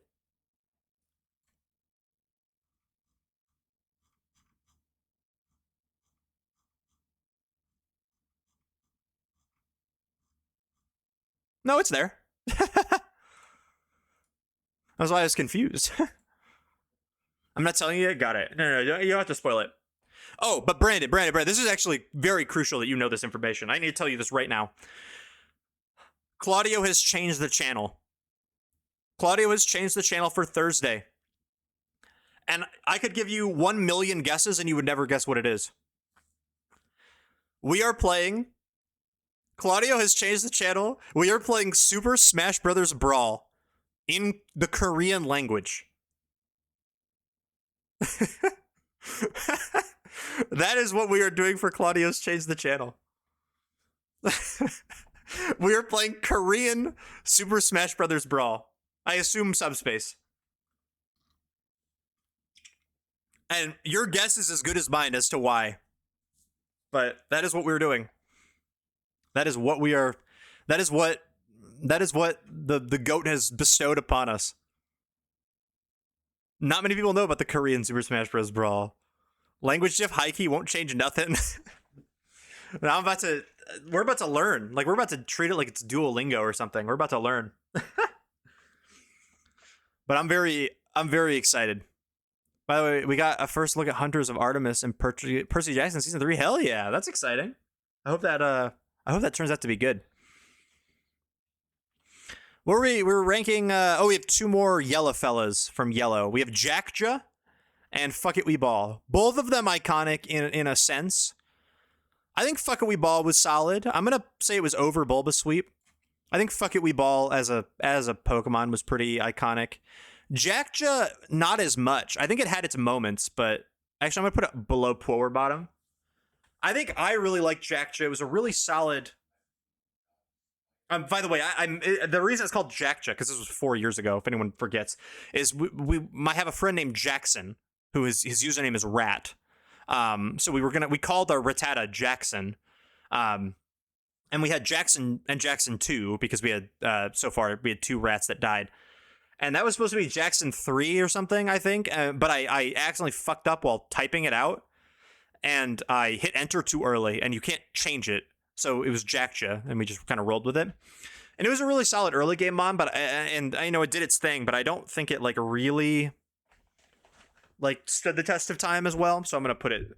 I think it was still solid. I think it's gonna had its moments because I remember it.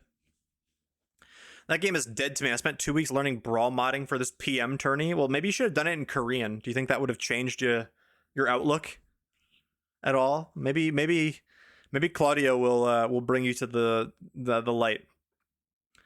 Let's do it may have helped somehow. Let's do gold. So I think gold is interesting because the best Pokemon on the team are not as iconic as the stinkers, right? So the most iconic Pokemon on the gold team has to be I Might, right? I Might has to be I Might. I'm gonna call that an icon. I think I Might is an icon of the Przzlocke. I think gameplay wise, it really is not I don't remember it being that useful in game, but the fact just I Might is still referenced to this day, and I think that's enough to put it into the icons tier. What else do we have? The other iconic Pokemon is Macklemore and then Mario Party, the Dragon Slayer. I think Macklemore is going to be a solid mon. I'm going to put it above Bulbasweep, but below Fuck It We Ball. And then I'm going to put the Dragon Slayer. Well, the thing about the Dragon Slayer Mario Party is it got unbanned. So it wasn't that iconic. Glorious Bomb had a very similar fate to it, and we banned the Glorious Bomb and didn't unban it. I'm gonna say had its moments. That actually seems perfect for the had its moments tier, and it's gonna be the highest thing in the had its moments tier. Then the 3 trait evolutions are interesting. Honestly, I forget that I used Machamp. I'm gonna be so real. I'm gonna put it below Nidoratio.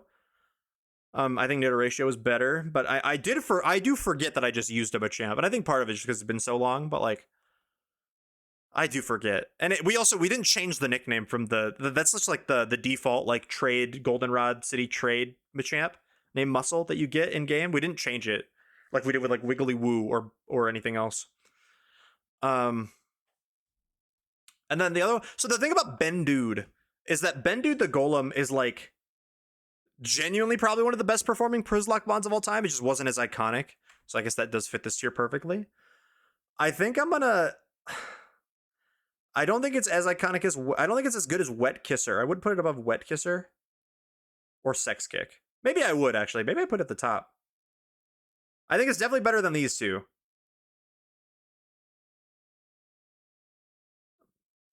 Let's respect Bendu because it really was super good. It just wasn't as iconic. And I think the inside joke of Ben Dude, I'm trying to change lanes, also has not aged. Well, it didn't age poorly, but it's just like no one really. I don't think that one landed with the audience. That's just like a random stim that I've had since I was like 16 with Fusion Fall. The bell for Gengar, I remember it, so it's not a forgettable one. I'm gonna say it was solid. Like, I don't think it. I'm gonna put it at the bottom of solid. I think it had more than its moments. It's a fucking Gengar, like it's broken, but like, I think we're gonna. Yeah, we're just gonna like. I think this is. I like this. I like where we're at right now. I like where we're at currently with this list. Ben Dude's one of the guys stat heads will go back 20 years from now to understand his greatness. Yeah, Nerd Sesh Carson will start like have like a big rant about it, and he'll rank him like 4th all time in his all time player ranking or something. Yeah, but I think I'm pretty happy with this. Like, I think Big Fella might drop down a tier. I'm actually pretty happy with Big Fella dropping down a tier. I think I should like put my webcam here. That might just be better, so I'm not covering anything. Even though I'm kind of in the bottom corner that I'm not usually in. I might being the only icon so far feels a little weird, but I think it's right. Because we don't get the more icon. Like, I think we start to pick up more iconic Przzlocke Pokemon a lot more as we go forward. I think the early ones are not as iconic. So I think I might being the only icon through the first 3 games makes sense. Big Fella, Ben Dude, Wet Kisser, Sex Kick. Alakazam feels a little out of place here.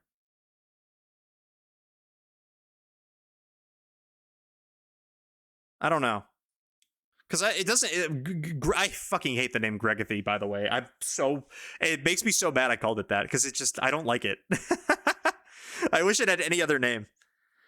But maybe he's at the top of this tier. I'm going to knock him down because of his nickname. I can do that. It's my tier list. I can do what I want. And then Court Date the Lapras is pretty iconic and good. But I think maybe we actually, let's be like picky with our top tier. Maybe we like, I don't know. Maybe we just try to be a little pickier. Because these are all solid. I don't know. I like this. Let's do this. Really solid. We'll have a big middle tier. And we'll try to be a little bit pickier so that it means more. We can adjust them later. Exactly. We can move them back up if we feel like we need to. But I do think this order is correct. All right. On to Crystal.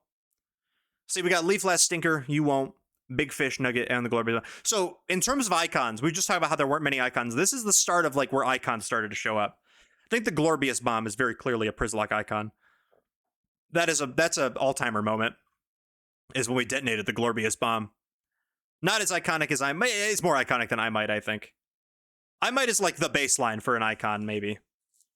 But I do love the Glorious Bomb. Although I guess we didn't really use it in the actual run like ever, but so maybe I think that actually I like that more.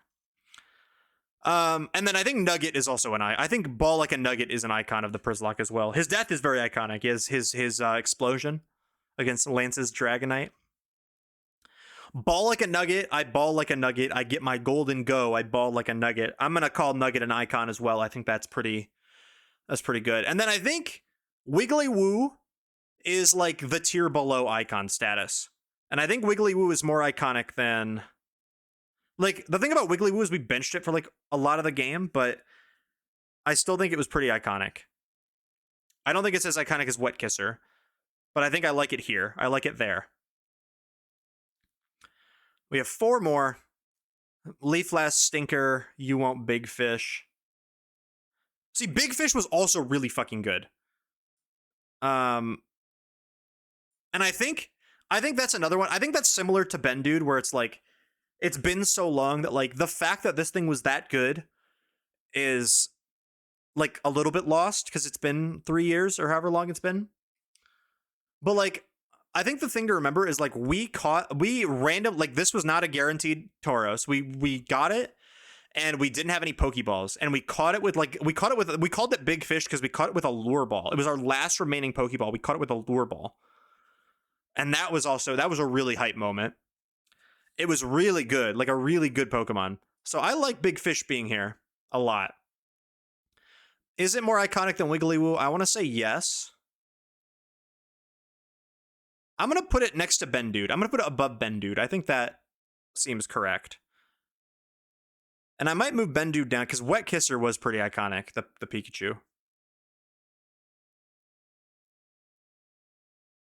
Yeah, no, let's do this. I like this. This seems good. This seems solid. I think we got to respect this. Okay, and then these three I think are probably in the lower tiers somewhere. I don't know if any of them are. Stinker might be forgettable at this point in time. I think we've gone far enough to where Stinker is getting forgettable. It wasn't at first because it was like we had it in the first Przzlocke and it died, so it was like one of the only deaths that we had. But I think as time went on, it just kind of got a little bit more forgettable. It's a Fearow, you know. I think it's more iconic than Muscle, and I think it's the most iconic of the ones in the Forgot You Were Here tier. But I do want to add more Forget You Were Here Pokemon than last time because I think I remember last time I didn't put many down here. Actively Bad will only have like a couple. There are only a handful that I think will like actually be actively bad. Actually, we'll just call that Trench. Because actively bad implies other things, I think, than I'm going for. Leaflass and Uwone are very similar in my mind. Leaflass is more iconic. I think I put Leaflass higher, but I think Leaflass is going to go in the middle tier. That's a really solid mon. And I think it's more iconic. Dare I say it's more iconic than Bulbasweep and Macklemore? I don't know if it's more iconic than Fuck It, We Ball. I keep wanting to move Alakazam down farther. I think over time I think as I'm making this tier list, I'm getting a better sense of like what I'm trying to do. And this is more of like an iconicness tier list, right? So I think I'm gonna move Alakazam just ever so slightly farther down. But I can't move it down a tier. That's too mean. It's an Alakazam. Like, it's really good. So I mean, maybe I can, honestly. Is it like here? Because it was a good Pokemon. No, that's too disrespectful. That's too disrespectful. I think I like it here. Because I don't think Leaflass is more iconic than Fuck It, We Ball. But I do think it's more iconic than an Alakazam. And I think Alakazam might be more iconic than like Bulbasweep and like Macklemore. Yeah, I like this. I like this a lot. Maybe I do this. Just respect it a little bit more. Let's do that. No, it just feels so out of place. I don't know why. It feels so out of place for some reason.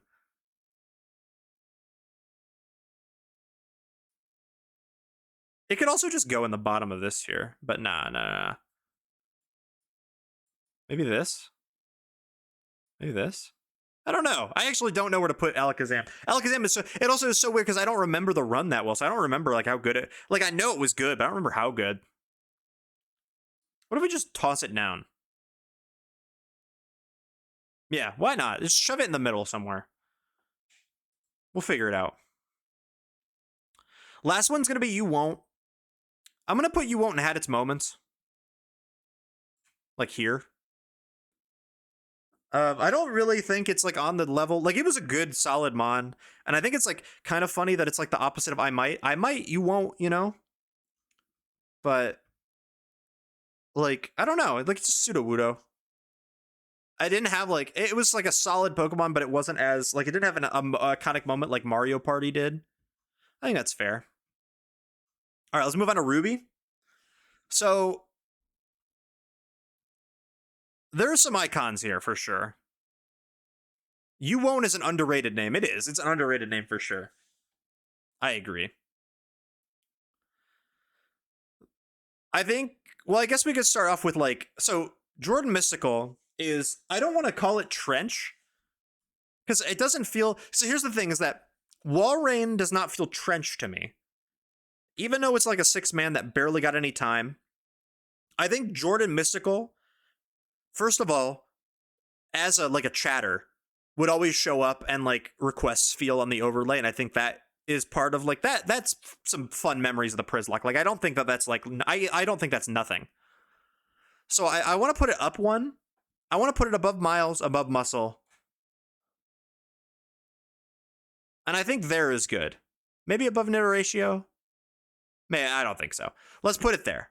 Maybe let's put it there. That's good. So I think that's a good part of it. I think Squelch the Tentacruel also is like a had its moments thing where it's not like that iconic. Honestly, bottom of this tier seems pretty fitting for it. Like, yeah, we used the Tentacruel. It replaced our starter. I don't remember too much about it, you know?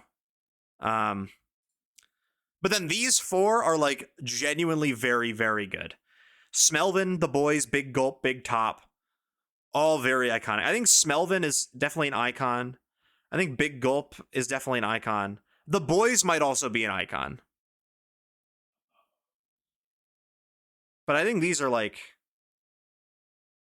icon. Like I think Big Gulp is like also like I would consider that an icon for sure. Are you more of a Big Gulp or a Big Top? It's a great question. I think I'm more of a Big Top. So I like these. I like this team a lot. We'll put Big Gulp in an icon. Smelvin, I think, will be above I Might, but below Nugget.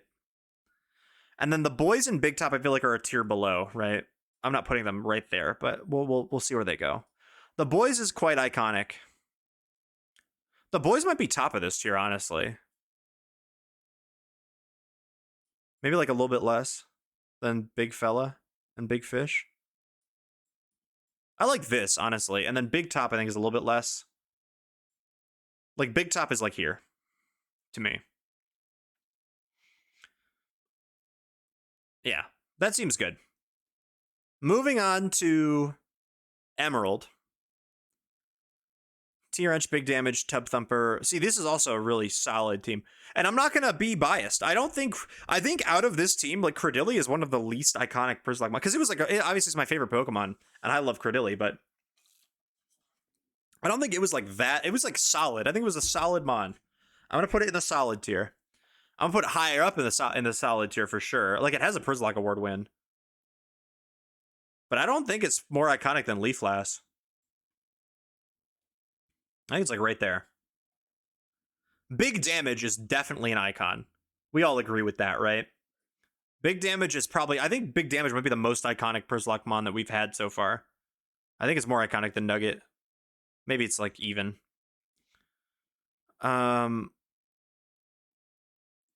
T-Wrench, I kind of forget we used. I'm going to put T-Wrench in Forgettable. I forgot about Sceptile. I think it's over these guys. I don't think it's over Stinker, but I think it's over these guys. And then Tub Thumper is up there. Gorbius is up there for sure. I gotta be honest. Gorbius is like low-key a Przzlocke icon. I think that's also low-key a Przzlocke icon. I think it's more iconic than like I Might. Meh, I think I might be getting ahead of myself. I don't know. Because it was really like for the end of the game and like how good it was really fun and really iconic. I don't know if I would call it an icon necessarily. Maybe it's like the top of this tier. I think I'm happy with that. Tub Thumper, I think, is also similarly in that tier. And I think it's higher up. I think it's like here. I'm gonna put it there. No Ball. That's the last one. Although Tub Thumper might be more iconic than the boys. I'd be happy to say that. Maybe like this. I like that. And then No Ball, also like not a bad Mon. I don't think it. I would say it was a solid Mon. I'm gonna say it's in the solid Mon tier. It sounds so demanding. No Ball. Let's move this up. Is it more iconic than the Dilly? I want to say no. I want to say it's like here. Like around this area. All right. All right. I might. So let's move on to Fire Red. SS Randon, obviously. That's an icon. SS Randon. I think SS Randon is more iconic than Big Damage. I think SS Randon is now the most iconic Przzlocke Pokemon we have. There's like what 5 iterations of that thing, and obviously Brandon bet that I couldn't beat the game with it, and he gifted me subs for it. And also a couple of iconic deaths. We almost had it to the league a couple times. It was the MVP. I think that is the most iconic Przzlocke mon we've had so far. I'm putting Baku the Fighter in trench. That'll be our first trench. Baku the Fighter is absolutely a trench. We didn't use it like at all, and then we unbanned it right away. It was a great plot line. One of the most overarching plot lines of the Przzlocke for sure. Bongwater also, I'm gonna say not an icon, but like up there. Honestly, might be top tier of the. Might be. I don't know. It might be like after Gorbius. I'm gonna say it's after Gorbius. Cyndaquil, Chestnut, and Bone Zoner. I think Milky was right. Bone Zoner is more iconic because of the mystery dungeon. Bone Zoner rather than this one. But I don't forget it, so I'm gonna say it had its moments, and I want to say it was more iconic than like these. SS Randon walked so Lou could stumble and Neo Lou could fly. Exactly. That is exactly correct. Cyndaquil is a very interesting case because it is like legitimately one of the greatest Przzlocke Pokemon of all time in the first gen when we had it for Blue and then it died. And then we got it back in Fire Red, and obviously it isn't as dominant in that game, but it was still really solid. So I'm going to put it in goated, but not quite as iconic. And I think it's going to be kind of near the bottom of this tier. I think it's going to be like behind Wiggly, or maybe honestly behind Big Top or Sex Kick. I like it here. I like it there. Chestnut, I kind of forget we used. But it did have a really clutch moment that I do remember, which is like avenging the death of Flareon. So maybe it's like bottom of had its moments tier. I kind of like it there. All right, Diamond. I think I talked shit about Diamond when I did the tier list, didn't I? I think a lot of these guys will probably be closer to the bottom, just because it's like they're a little bit forgettable. I don't think all of these are forgettable. I don't even know where to start. Gunnar is probably genuinely the most iconic. Maybe Blakers, but I mean Gunnar is goated, but not as iconic. And that's the thing is I think originally I had it in actively bad because it was like a genuinely terrible Staraptor. It had like, if it got hit by any special attack, it was taking like 75+%, even if it like didn't resist it, or even if it wasn't weak to it. But I don't know, like it was, the bird is called Gunnar. I think people still remember that probably because of the nickname. Probably more iconic than Sex Kick. Probably more iconic than, you know what? It might be the most iconic one here. I think I'm going to put it up there. The bird named Gunnar.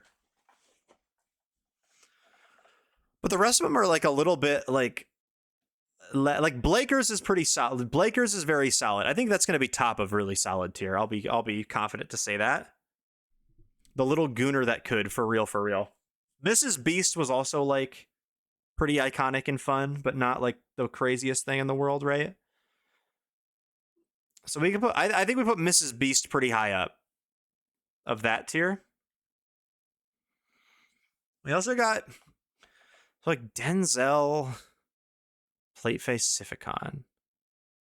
Everyone remembers Gunnar. Yeah, that's why it's in the, yeah, that I think that's the everybody remembers it tier for sure. Like Siphicon's a fun like last second addition. I'll say it had its moments. I think it's more iconic than some of these guys. And we do love Siphicon. I think like there seems fair. Got my votes in. I'm excited to go back later and watch the Hall of Fame team tier list too. Of course, I'll update this template with the awards. Hell yeah, Brandon. I appreciate you. Oh yeah, something that I guess is relevant to you. Hold on, I did do this. It's in the documents. You can see it. But I went back and I looked at where it's down here. I went back and I looked at all the Elite Four attempts, and I reclassified some of the deaths. So I basically changed it so like if I intentionally sacked something, and it wasn't like it wasn't like it wasn't like a crit or whatever, or unplanned, and I was just like, yeah, I'll just let this die. I just didn't. I took away its death. Oh, Eevee, that's just Pokemon that are that's not related. These are just I was like just curious what Pokemon were legal. The next game is Let's Go Eevee in the Przzlocke. So these are the Pokemon that are legal that I can get in Let's Go Eevee. But like this is more relevant for your tier list, where it's like I took out the I didn't count these deaths as deaths anymore. And then these are all still deaths, which is a lot more than I thought. I thought I sacked things in Elite Four a lot more, but there are a lot of like actual genuine E4 deaths that I counted. But yes, it's not Nars time, baby. Nars is gonna have to carry the early game for sure. We don't really have other options. Would you want the sack deaths reclassified? If it is something you want to do, I don't really think it's that big of a deal if you do or not. It's very, very, very minimal. But if you were editing them and you wanted to, then go for it. You know, it would I guess more accurate. It would be more accurate.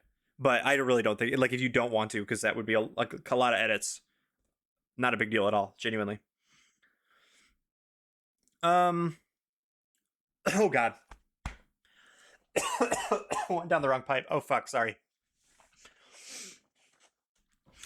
See, these are like, so Denzel and Playface are both good Pokemon that like I don't really remember very well. I guess I remember Playface the Bronzong. I would not call it a goat. I would say it's a solid Mon. I would say it's like Gregathy tier, where it's like really good, but like I don't know. You don't really want to remember Playface the Bronzong, do you? Yikers. And like Denzel, I think we like shebang. What's up, Ken? How we doing, Goat? Good to see you. Denzel has a great nickname, and like also like I think that's also a really solid Mon. I'm gonna put it above. It's still lower on the list, I think. Like to me, it's like around no ball level, like maybe here or like here. I'll put it there. Let's move on to Pokemon Platinum, and unfortunately for SS Randon, the most iconic Przzlocke Pokemon of all time has now shown up. I think Danny Duck is not even. It's not even like that deserves its own tier. Danny Duck is not even a question. That is the most iconic Przzlocke Pokemon of all time. And then I think the other ones are like all solid. Vine Boomer is probably the next most iconic. I think that is worthy as the goats, but not as iconic tier, because like we used a Chatot. I do think it's probably bottom of this tier, but I think is that tier nonetheless. Munch, I think I forgot you were here. Like I don't remember Gliscor that much, and I don't really think it was that iconic. I think I can put Munch down here. I'm happy with that. Was Claudio here concurrently with Plateface, or was that immediately after? I think that was. I don't think. No, I do think that was. I do think they overlapped. I do think they did ever so slightly, because I think I remember Plate like getting irritated at him. Doing all right. It's been a rough couple days to start the week. Oh, I'm sorry to hear that. Well, I hope it's on the up and up.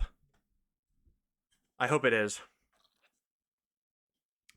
I'm very excited to have started my summer playlist. Looking wavy in the Navy. Thank you. Little business casual action today for the nominees. We'll wear I have a little bit of a fancier shirt to wear during the actual awards, which will be nice. Goats, but not as iconic as the bare minimum for Vine Boomer. That's what I think too, because it is very iconic. And like Bidet is like a really good Pokemon, but like not as like no one really remembers we used an Empoleon named Bidet. But I think it's a really solid Mon, probably towards the bottom. Probably it's more iconic than Denzel. Probably more iconic than these guys. Like here, I think it's pretty good. Wear cat ears. I bet Matt owns some cat ears I can have. We called it Grubhub because it delivers, right? That's what we did. Yo! Man, have I got exciting news. Oh my God, Brandon. Just got an ad? Well, you just got an ad, but you gifted it to Milkshook. Thank you for gifting a sub to Milkshook. I appreciate you. I need to add to my summer playlist for one of those Masego songs. Definitely can fit. I gotta listen to that because I really like that music. I bet I'll enjoy it. Grubhub is like a had its moments thing. It's really good, but like a little bit less iconic than you would imagine. I think like Here is good. Scrotum is up though. Scrotum is pretty high up. Scrotum the Rotum. That was pretty iconic. I think better than Mrs. Beast. Better than Fuck It We Ball. Better than Court Day. I think that's like high up here. Not as high as Blakers, but Yurt had to do that. 6-7, baby. Okay, that's the Platinum team. Okay, and now we were talking about this when we did the teams. We have the Fire Red, or not the Fire Red. We have the Red 24-hour stream. Big Sean is an icon of the Przzlocke. It is by far the single most dominant. Milky talked about it earlier. The best performing Przzlocke Pokemon of all time, and it's not close. I think it's like probably like around here ish. I think it definitely deserves to be up here. Everything else in this tier is Trench, or everything else on this team is Trench. Vorp, Dracula Flow, Dollar Dog, Smiley Face, Foolish. Foolish is probably the worst. I think I think Dracula Flow the Arbok is probably the best. In fact, I think I might even bump that one up a tier.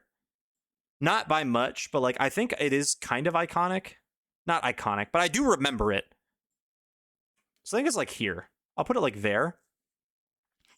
All four of these I have legitimately no recollection of using. Even slightly. So yeah, they're all Trench. For sure. That was really easy to fill that out. I think we used Vorp quite a lot. And I think we ended up, I think like these two were like mid-game additions that did some good work. But I mean, we used like for that entire run, we used like a G6 and Nodnars for most of it. And then Big Sean for the Elite Four. And like Pidgeot and Beedrill both died. Or no, we benched Pidgeot and Beedrill died. Yeah, and it also was sleep deprived, so I don't remember very much about it. So yeah, I think that really fills out our Trench category quite well, doesn't it? The next 24-hour stream will be crazy.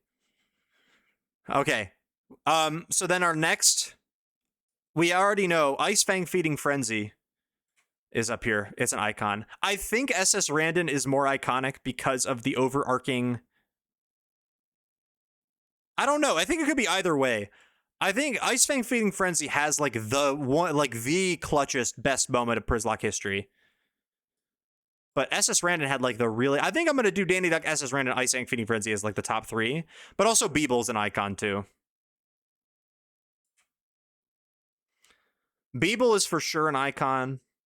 Or maybe it's like top of this tier. Because everyone loves Beeble. I'm going to put Beeble in the top tier here. I think it's more iconic than Big Gulp. Yeah, it had the most iconic moment of any of those guys for sure. I would agree. But I think it's easily like upper echelon, like Przzlocke Mon for sure. Unfortunately, Big Ideas is probably Trench. We don't really have much to like. It just didn't do. Like we didn't use it. We used it for one fight and it died, but it got banned because of we only used it for red, which I think is fair. I think same with like P-Toad. I don't want to call P-Toad Trench because like P-Toad and Motorcycle, I remember like getting good use out of them, but I think they are probably like forgot you were here tier. P-Toad might be like a little more iconic, I guess. No, they were both probably a little more iconic. I think like, I don't know, maybe like. Nah, I think they just didn't have a whole lot of time to cook. I think Motorcycle to me was more iconic than P-Toad, but I don't know. I think we'll do this. This seems good. I think the Ice Fang Feeding Frenzy clutch is top 5 Przzlocke moments of all time, which is insane after all this time. No, I think it is for sure. I think it's like that. like clutch battle moments, like good battle moments is probably that. Um, or like I guess iconic just in general. It's like Danny Duck dying the first time, like the explosion that killed Danny. The Ice Fang feeding frenzy clutch. Yeah, the Getsis fight, John Fork. That one's fantastic. The Black 2 wipe. Um, but I think Ice Fang feeding frenzy, just as a individual moment, is probably the most iconic. I would have to say. I'm trying to think of any other ones that like could even come close to that. Like some of the deaths are like Weesnaw's death. I would say like a G6. The Funk Dunkley Quick Claw. Maybe recency, but the Chill Pill wipe is an all-time favorite. Yeah, that one also is crazy. We have a couple other Soul Silver ones. Shattered is Trench. That one I will actually rank as the worst. I think Shattered, the Red Gyarados, is genuinely like. I think Foolish the Aerodactyl has absolutely no like this. These two have absolutely no business being banned in the first place. But like Shattered, legit. Well, we gotta respect it a little bit because it like did cause the moment that like did that. But like it led to the Ice Fang feeding frenzy. But I think it is. I mentioned it earlier. I think it's so funny that like the Gyarados is like considered one of the best Nuzlocke Pokemon ever, one of the best Pokemon ever for a playthrough, and ours just happened to just be awful.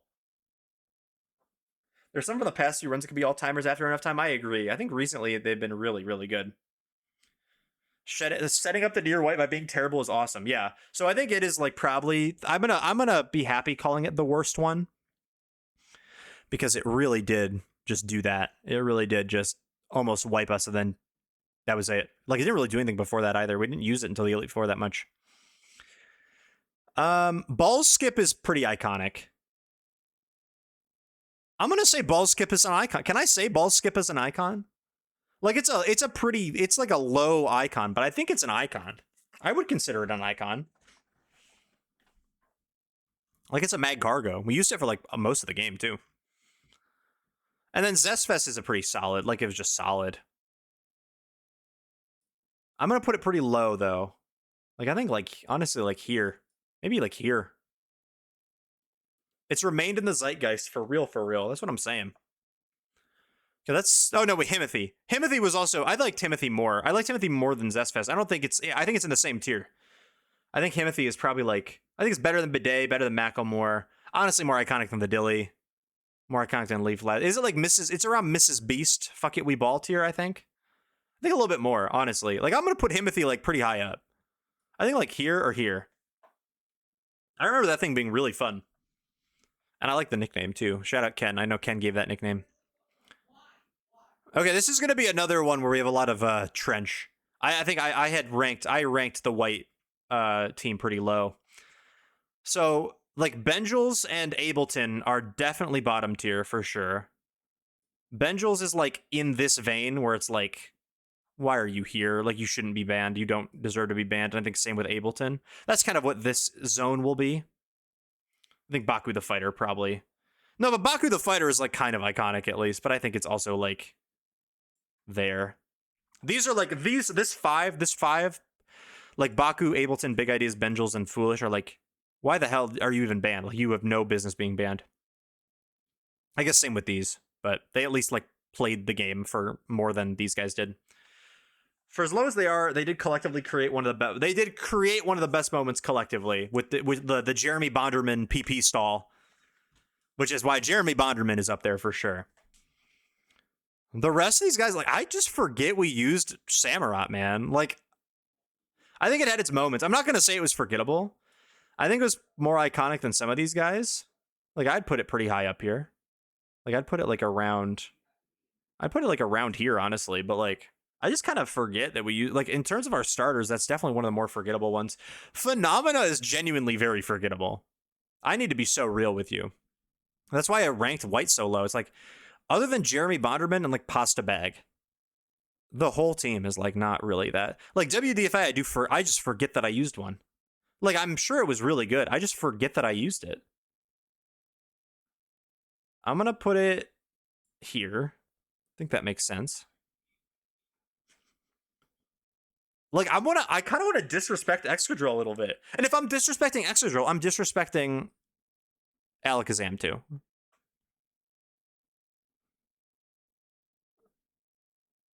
But maybe I shouldn't. Maybe I should be like normal with Excadrill and put it like here. Because it was really good. I think it's just been so long. I don't remember much about playing through Unova for the first time. Let's put it like here. Like it's an MVP. Like it's got to be a little iconic, right? I don't think it's more iconic than, I think it's like a little bit more iconic than like Fuck It We Ball, and that's about it. Maybe Himothy. Maybe you. I think there is fine. I like it there. And then these two, I think, actually had sauce. Like Jeremy Bonderman, I'm going to put in Goatspin out as iconic. I loved Jeremy Bonderman. Is it more iconic? I think it's more, it's like bottom tier though. Like I think it's like here. I think we put Vine Boomer ahead of Sex Kick, and then Jeremy Bonderman's the last one in that tier. Pasta Bag was really solid, and I think it was higher up. I think that was like around the Dilly-ish. I'm going to put it there. I like it there. And now we get to Black and White too. Okay, this is like the opposite, where it's like these, like all these Mons are iconic. Millie Rock is one of the most iconic person. I'm gonna say Millie Rock is like, I think Millie Rock is more iconic than Big Damage. I think it's like this. Maybe like Danny Duck, Ice Fang, Feeding Frenzy, SS Rand, and Millie Rock as like your top 4. Big Damage maybe is your 5th. I think they're like I think we might have more iconic Mons down here than Big Damage in top 5, but that seems really good. That seems great. Millie is number 1 in my opinion, but I wasn't around for the Danny Duck moment. Millie is like up there for sure. Would I even put Millie Rock above SS Randon? I might. I think I might, honestly. Like I think Millie Rock is like, it like really defines the Przzlocke. It's like a random Pokemon that we just weren't expecting to be good, ends up being the greatest, carries the run so hard. It's like so iconic, great nickname. Everyone loves it. Like we call it Millie instead of Audino. All encompassing, exactly. Like really defines that run perfectly. The other ones are also like really good too. Like even if they aren't as iconic, I think like just the fact that they were in that run makes it iconic. Like I think the Meximelt's probably the next most iconic. I'm gonna put Meximelt in this tier, maybe above Bonderman. Above, it's not like super high, but I think it's like maybe around here, maybe below Vine. No, I think it's above Vine Boomer for sure. Honestly, I think it might be above Big Top. And I think Sinnoh Queen's probably above Big Top too. I think about it. A Question, also very iconic. I'm going to put a Question up here too. I think a little bit lower. Like a Question might be bottom of this tier now. Or top of, actually, a Question is probably top of this tier, truthfully. Dutchman, Hole, and Moodang. Hole had its moments, for sure. That's in this, and it's one of the more iconic ones. I'm going to put it below, I'm going to put it above Mario Party. Boo, Hole, boo. I think Hole is probably top of this tier. Moodang was solid. We loved Moodang. And also, it was a good redemption arc. It was like pretty good. I'm gonna put it above Himothy. I'm gonna put it above Phenomena.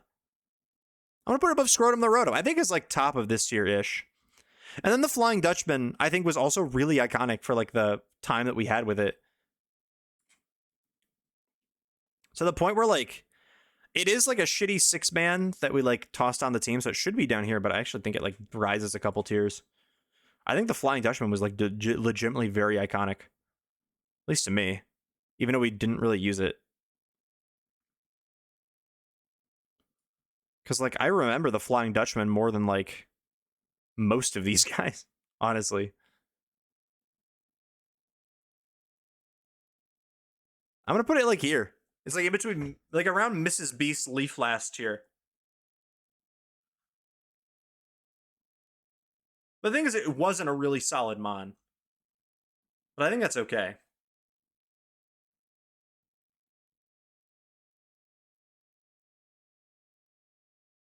It feels weird. That feels like a weird place for it. I don't know.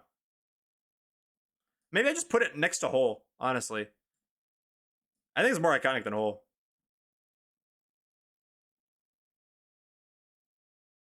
Yeah, I'm happy with that because I think that implies that we didn't really get a whole lot of use out of it, which makes sense. I might move OSHA over these guys, to be honest. I think like here. Yeah, I like how this is looking. All right, let's move on to X and Y. X and Y. Now, speaking of Przzlocke Mount Rushmore, I do think I'm Petus. I do think I'm Petus has to make an appearance. I think I'm Petus is quickly, very quickly becoming one of the most iconic Przzlocke Pokemon of all time. I might even put it above Millirock, to be honest, but yeah, I'm gonna put it above Millirock. That's I'm Petus, man.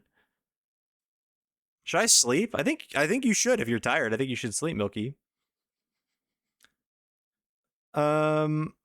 Woker is also, I think, iconic. I think the Woker is probably more iconic than like Big Sean. Actually, Beeble's more iconic than Big Sean too. More iconic than Smelvin. More iconic than Nugget. Might be recency bias, I guess, but I think that's where the Woker should go. Honey Mustard also iconic because it's a shiny, but I don't know. Well, Chomper absolutely is like Chomper is like definition of like the tier, but right below. Like it's like here or like here. I think it's more iconic than Big Fella. Maybe behind Bongwater. Maybe Bongwater, then Gorbius, then Chomper. I like that. Dr. Pepper is like I totally forgot you were there. I don't think it's Trench necessarily, but I do think it's below like some of these guys. Maybe like here.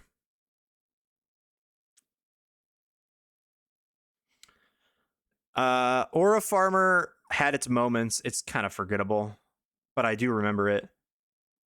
I think it's gonna be like pretty low though. Like I think it's gonna be like here, honestly.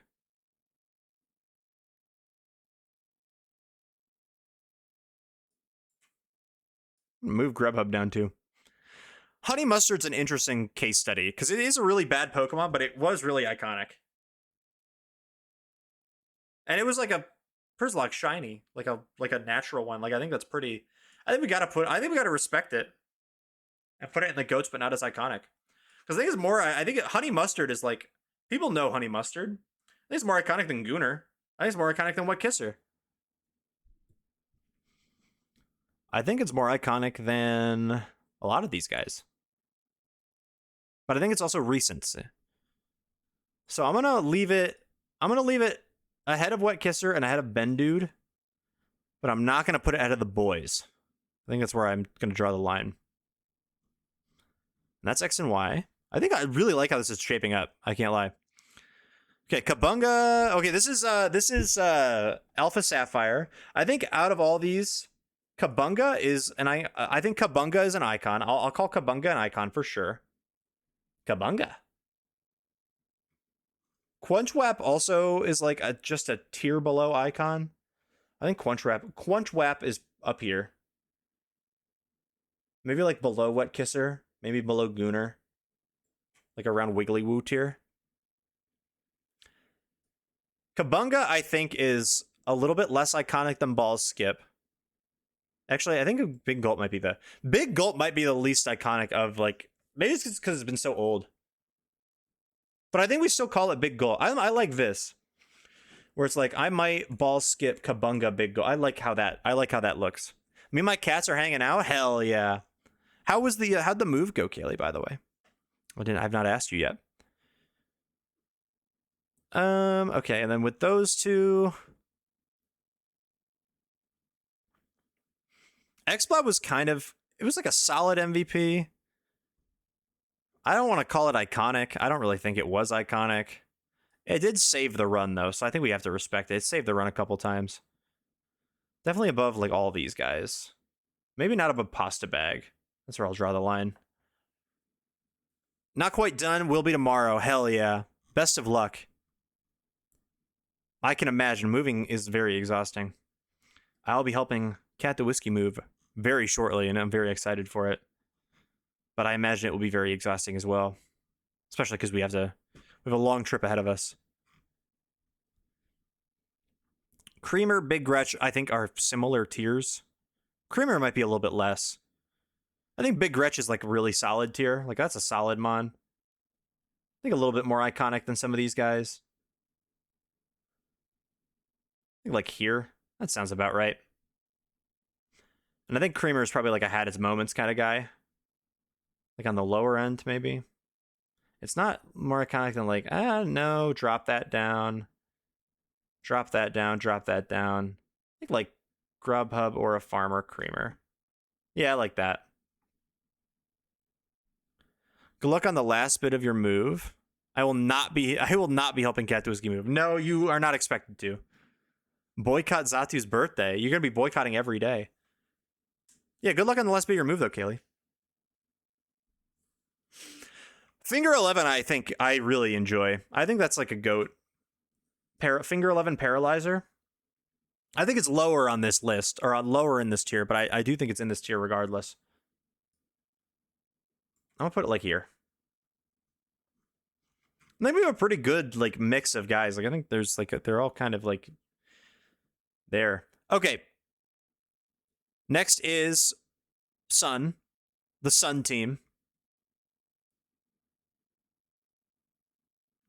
I don't even know where to start. Trench. Well, Pancake.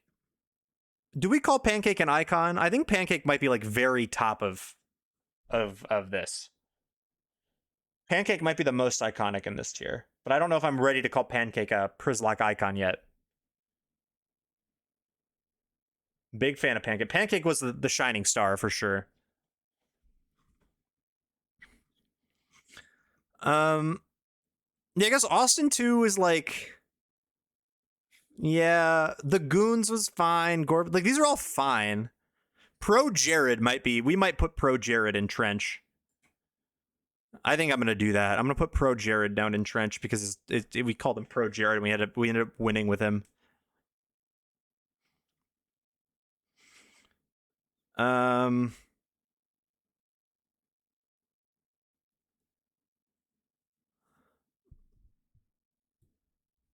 Austin 2, I remember being like really like it was iconic, I guess. And I mean, it's hard to say. It's hard to be like, I forgot about you guys. You know, it's hard to be like, I forgot about this because this just happened, right? So I'm trying to like match the energy to like these things, and I think Austin 2 is in like the forget tier, maybe higher up, because I do remember it more than T-Wrench. But I'm trying to like, if I was a couple years removed, would I remember? I think I would. I do think I would remember it more than T-Wrench. I don't know. Maybe it's like slightly higher up. Had its moments. Above Creamer. Like there. Sounds about right. Gorp, I think, is higher up. Just on the sense that it is like, I don't know if it's in this tier. I think it's probably like top of this tier. Maybe not like the top. Because I don't think it's as iconic as Mudang. But it did have a couple runs. I think it would go like here. Sounds good for Gorp. Boo Boo Keys, I actually think does go. I do think Boo Boo Keys goes in this tier. I think Boo Boo Keys was really iconic. I'm gonna remember Boo Boo Keys for a while. Better than, I think it's like around Quenchwap level. So like here, maybe, yeah, more iconic than Wiggly Woo. Sounds about right. And the last one being the Goons, which I think was just a solid mon, mid tier. We have the Goons. Probably higher up than some of these guys. More iconic than Exploud, I think. Like, Fuck It We Ball tier. Again, I'm using Fuck It We Ball as like a metric for a lot of guys, but I do like that. Yo! By popular demand. Dan Aykroyd, 98. Matt Waves, thank you so much for the 98, Matt. I appreciate you so much. Guys, I love Matt Waves. One of my favorite humans. My favorite humans, truly. Thank you so much for the 98 months, man. I hope you're doing well. I really do. I miss you.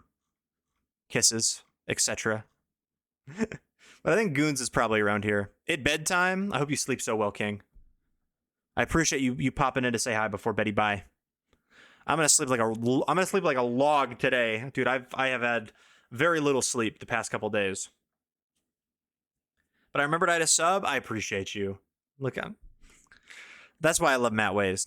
That's not why. You giving me money is not why I love you, but it's because you're very thoughtful and you remember things like that. And it's very sweet. All right. Let's move on to Silver Randomizer. This is where we start to get a little bit more iconic. I think The Hooked has proven itself as an icon. And I think Like a G6 is also a Przzlocke icon as well. It's Jeffy B's money. You're just ripping it from his mouth. And that's what I love to do. I love ripping Jeffy B's money straight from his mouth. Dare I say it? And I think it might be recency. I think The Hooked is more iconic than like Big Damage. I don't know if it's more iconic than SS Randon. I think that's where I'm happy putting it. Like a G6, I think is also quite iconic. Maybe not as iconic. Like, I don't know if it's as iconic as Beeble or Big Sean. No, I think it is more iconic than Big Sean. I like a G6 there. Like a G6, I think, is very clearly a Przzlocke all-timer. Pierogi feels like a goat, but not as iconic. I mean, it's a T-Tar. I think it's less iconic than Gooner, Quanchwap, Boo Boo Keys, Wiggly Woo, Mexi Melt, Sinnoh Queen. Honestly, Big Top, Vine Boomer. Like, I think it's like here. Like there. I think makes sense. Droox, Bird Up, and Glorp. Glorp is up there too. I mean, because it's Glorp. I'd be happy to put Glorp in this tier as well. I think it's more iconic than Pierogi. I'd put Glorp like here. Like by Boo Boo Keys, Wiggly Woo, that range. And then I think Bird Up. The thing about Bird Up is that I think that is like farther down. I don't forget about Bird Up, but I can definitely see myself forgetting about Bird Up in the future. It seems very forgettable. I'm going to put it at the top of Forgot You Were There tier for now. Because it does feel forgettable, because it's not like a Pokemon we'd ever use in a Przzlocke before. Which maybe makes it more iconic, but to me, I feel like I'm just going to like forget. I'm like, oh shit, yeah, I did use a Moltres one point. Just doesn't feel like I would remember that. But I do think it's more iconic than... I'll put Stinker, but I gotta respect Stinker. No, I don't. We'll put Bird Up above it. And then Droox was so solid. I was a big... And like, iconic Pokemon for an iconic chatter. I don't know how high up it is, but I think it's more iconic than... I think it's like below Big Gretch. Maybe Big Gretch and Droox get moved up just a little bit. Like here. I like this. I like that. And then finally, we have our most recent. We're going to put Hyperfloat next to Big Ideas, I think. Although I think Hyperfloat is better. Let's put Hyperfloat at the top of Trench. It's not Trench. Let's put it at the bottom of Forget You Were There. Because that's a more iconic Xatu, I think. Now, here's the thing. I see 3 Pokemon on this list that are already icons, right? Neolu Gehrig, Bob Lapunge, and Weesnaw. Where did Weesnaw go? Hello? Oh, down here. Those 3, I think, have already broken into, like, Przzlocke, like, top contention, you know, iconicness. Along with, like, Funk Dunkley and stuff. So, I'm going to rank those 3 last. The Dougie has its moments for sure. We didn't use it for a whole lot of the game, but I think it was pretty iconic. I'm going to put it like, you know, maybe I'll put it at the top of this tier. Because I do think it, no, I think it, maybe it's like slightly less iconic than the Flying Dutchman. I like that. Purple feels like the definition of like goats, but not as iconic. Because I mean, it is great.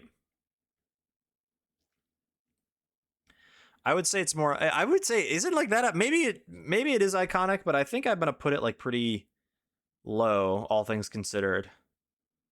Like I think I'm gonna put it below Chat Dot. How does that sound? And then let's rank the icons. Neil Lou Gehrig, one of the most iconic Przzlocke Pokemon of all time. I think it's probably more. I think that's a solid number 2. I think we talked about this at one point. Danny Duck is the Przzlocke mascot, but I think Lou Gehrig, the Grimer, is like. I think that has surpassed Ice Fang Feeding Frenzy. And I'm Petus is up there too. No, I don't think Weesnaw or Bob LaPunch cracks the top 5. I think I'm pretty happy with this being the top 5. Danny Duck, Lou Gehrig, Ice Fang Feeding Frenzy, I'm Petus, and Millie Rock. But I think Weesnaw could be like a solid number 6. Or I guess 7, right? Because it's SS Randon, I think, is still up there. And then I think Bob LaPunch is a little bit less iconic, but still iconic enough. Like, I think I'd put it below like a G6. I think I put like a G6 above Beeble. And then Bob. I like the Hooked more than I like myself. And I think that's our tier list, man. I'm pretty, I mean, maybe I could go through and tweak some things ever so slightly, but I'm pretty happy with that. I'm going to save this image. Oh, successfully downloaded. But my browser didn't download anything. That is a great list. We'll just zoom out and take a picture of it then, because I don't think it downloaded correctly. Or was it saying I needed to make an account to download or something? Maybe that's what it was saying. And let's pop that in the Discord. Hell yeah. I'm very happy with that. And I'm very happy with this stream. I think that was a good stream. We are going to end a little bit early, but that's okay, because I don't know. It seems a little bit too late to start something new now. And also, I'm feeling a little bit hungry and a little bit exhausted. So I'm very happy with the progress or not the progress, but what we did today. So I appreciate everyone hanging out. On Thursday, we're going to be playing Super Smash Bros. Brawl in Korean. Thanks to Claudio's Change the Channel. And I think we're in for a treat. One more time, though. If you have not, make sure to cast your votes for the 3rd Przzlocke Awards. The 3rd annual. Cast your votes here. If you are interested in more Przzlocke information, this whole sheet is updated with a lot of fun stuff. If you are interested, I would especially recommend checking out the new Przzlocke database tab if you haven't seen it. This has all of those graphics that were in the top corner. I've put them all in here for your viewing pleasure. Fully updated with accolades and everything, using the Pokemon 30th anniversary iconography. Also, if you haven't seen it, there is this new... I don't think anyone took a clip, but I can go look. Gonna be gas. There's also this new spreadsheet that has every single Przzlocke encounter that has ever existed from all the runs, including the ones that failed. So if you really want to get in the weeds, you can look there. I think the most important thing to fill out, if you would like to, is this final question of the questionnaire, which is the Przzlocke Lifetime Achievement Club. If you can list your hopeful award recipients, some of the most iconic Przzlocke Vons of all time, I think that would be lovely. I'd love to see what everyone says. But I think that's going to be it for stream today. Oh, let me move my webcam back so I don't forget next stream. I really do appreciate all y'all. A lot. Why are there 2 Danny Ducks? And while we wait for because you guys are going to have like a week and a half to 2 weeks to vote before the award show, we'll be playing some random, not random, but I'll have some like fun variety stuff cooking up. Cat DeWhiskey and I have been brainstorming some ideas of just like little fun stream bits and things to do on stream.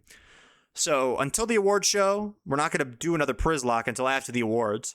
So while we wait for that, we have a couple of fun little ideas floating around. So I hope you're excited for that. I think that's going to be it for tonight. That was a nutty undertaking. Congrats on getting that out. Thank you. That took a while. That took longer than I would have liked, but I'm really happy with how it turned out, and I think it was really fun. And also the VOD is available for people to watch or not the VOD. Well, the VOD for the stream is, but also like just the literal award video is also. I can actually probably make that public on PrzzyVods right now. Let me go do that real quick. Because it is important. Publish. Okay. The award nominee video is now public on PrzzyVods, so you can check that out there as well if you want to go look for it. But hell yeah.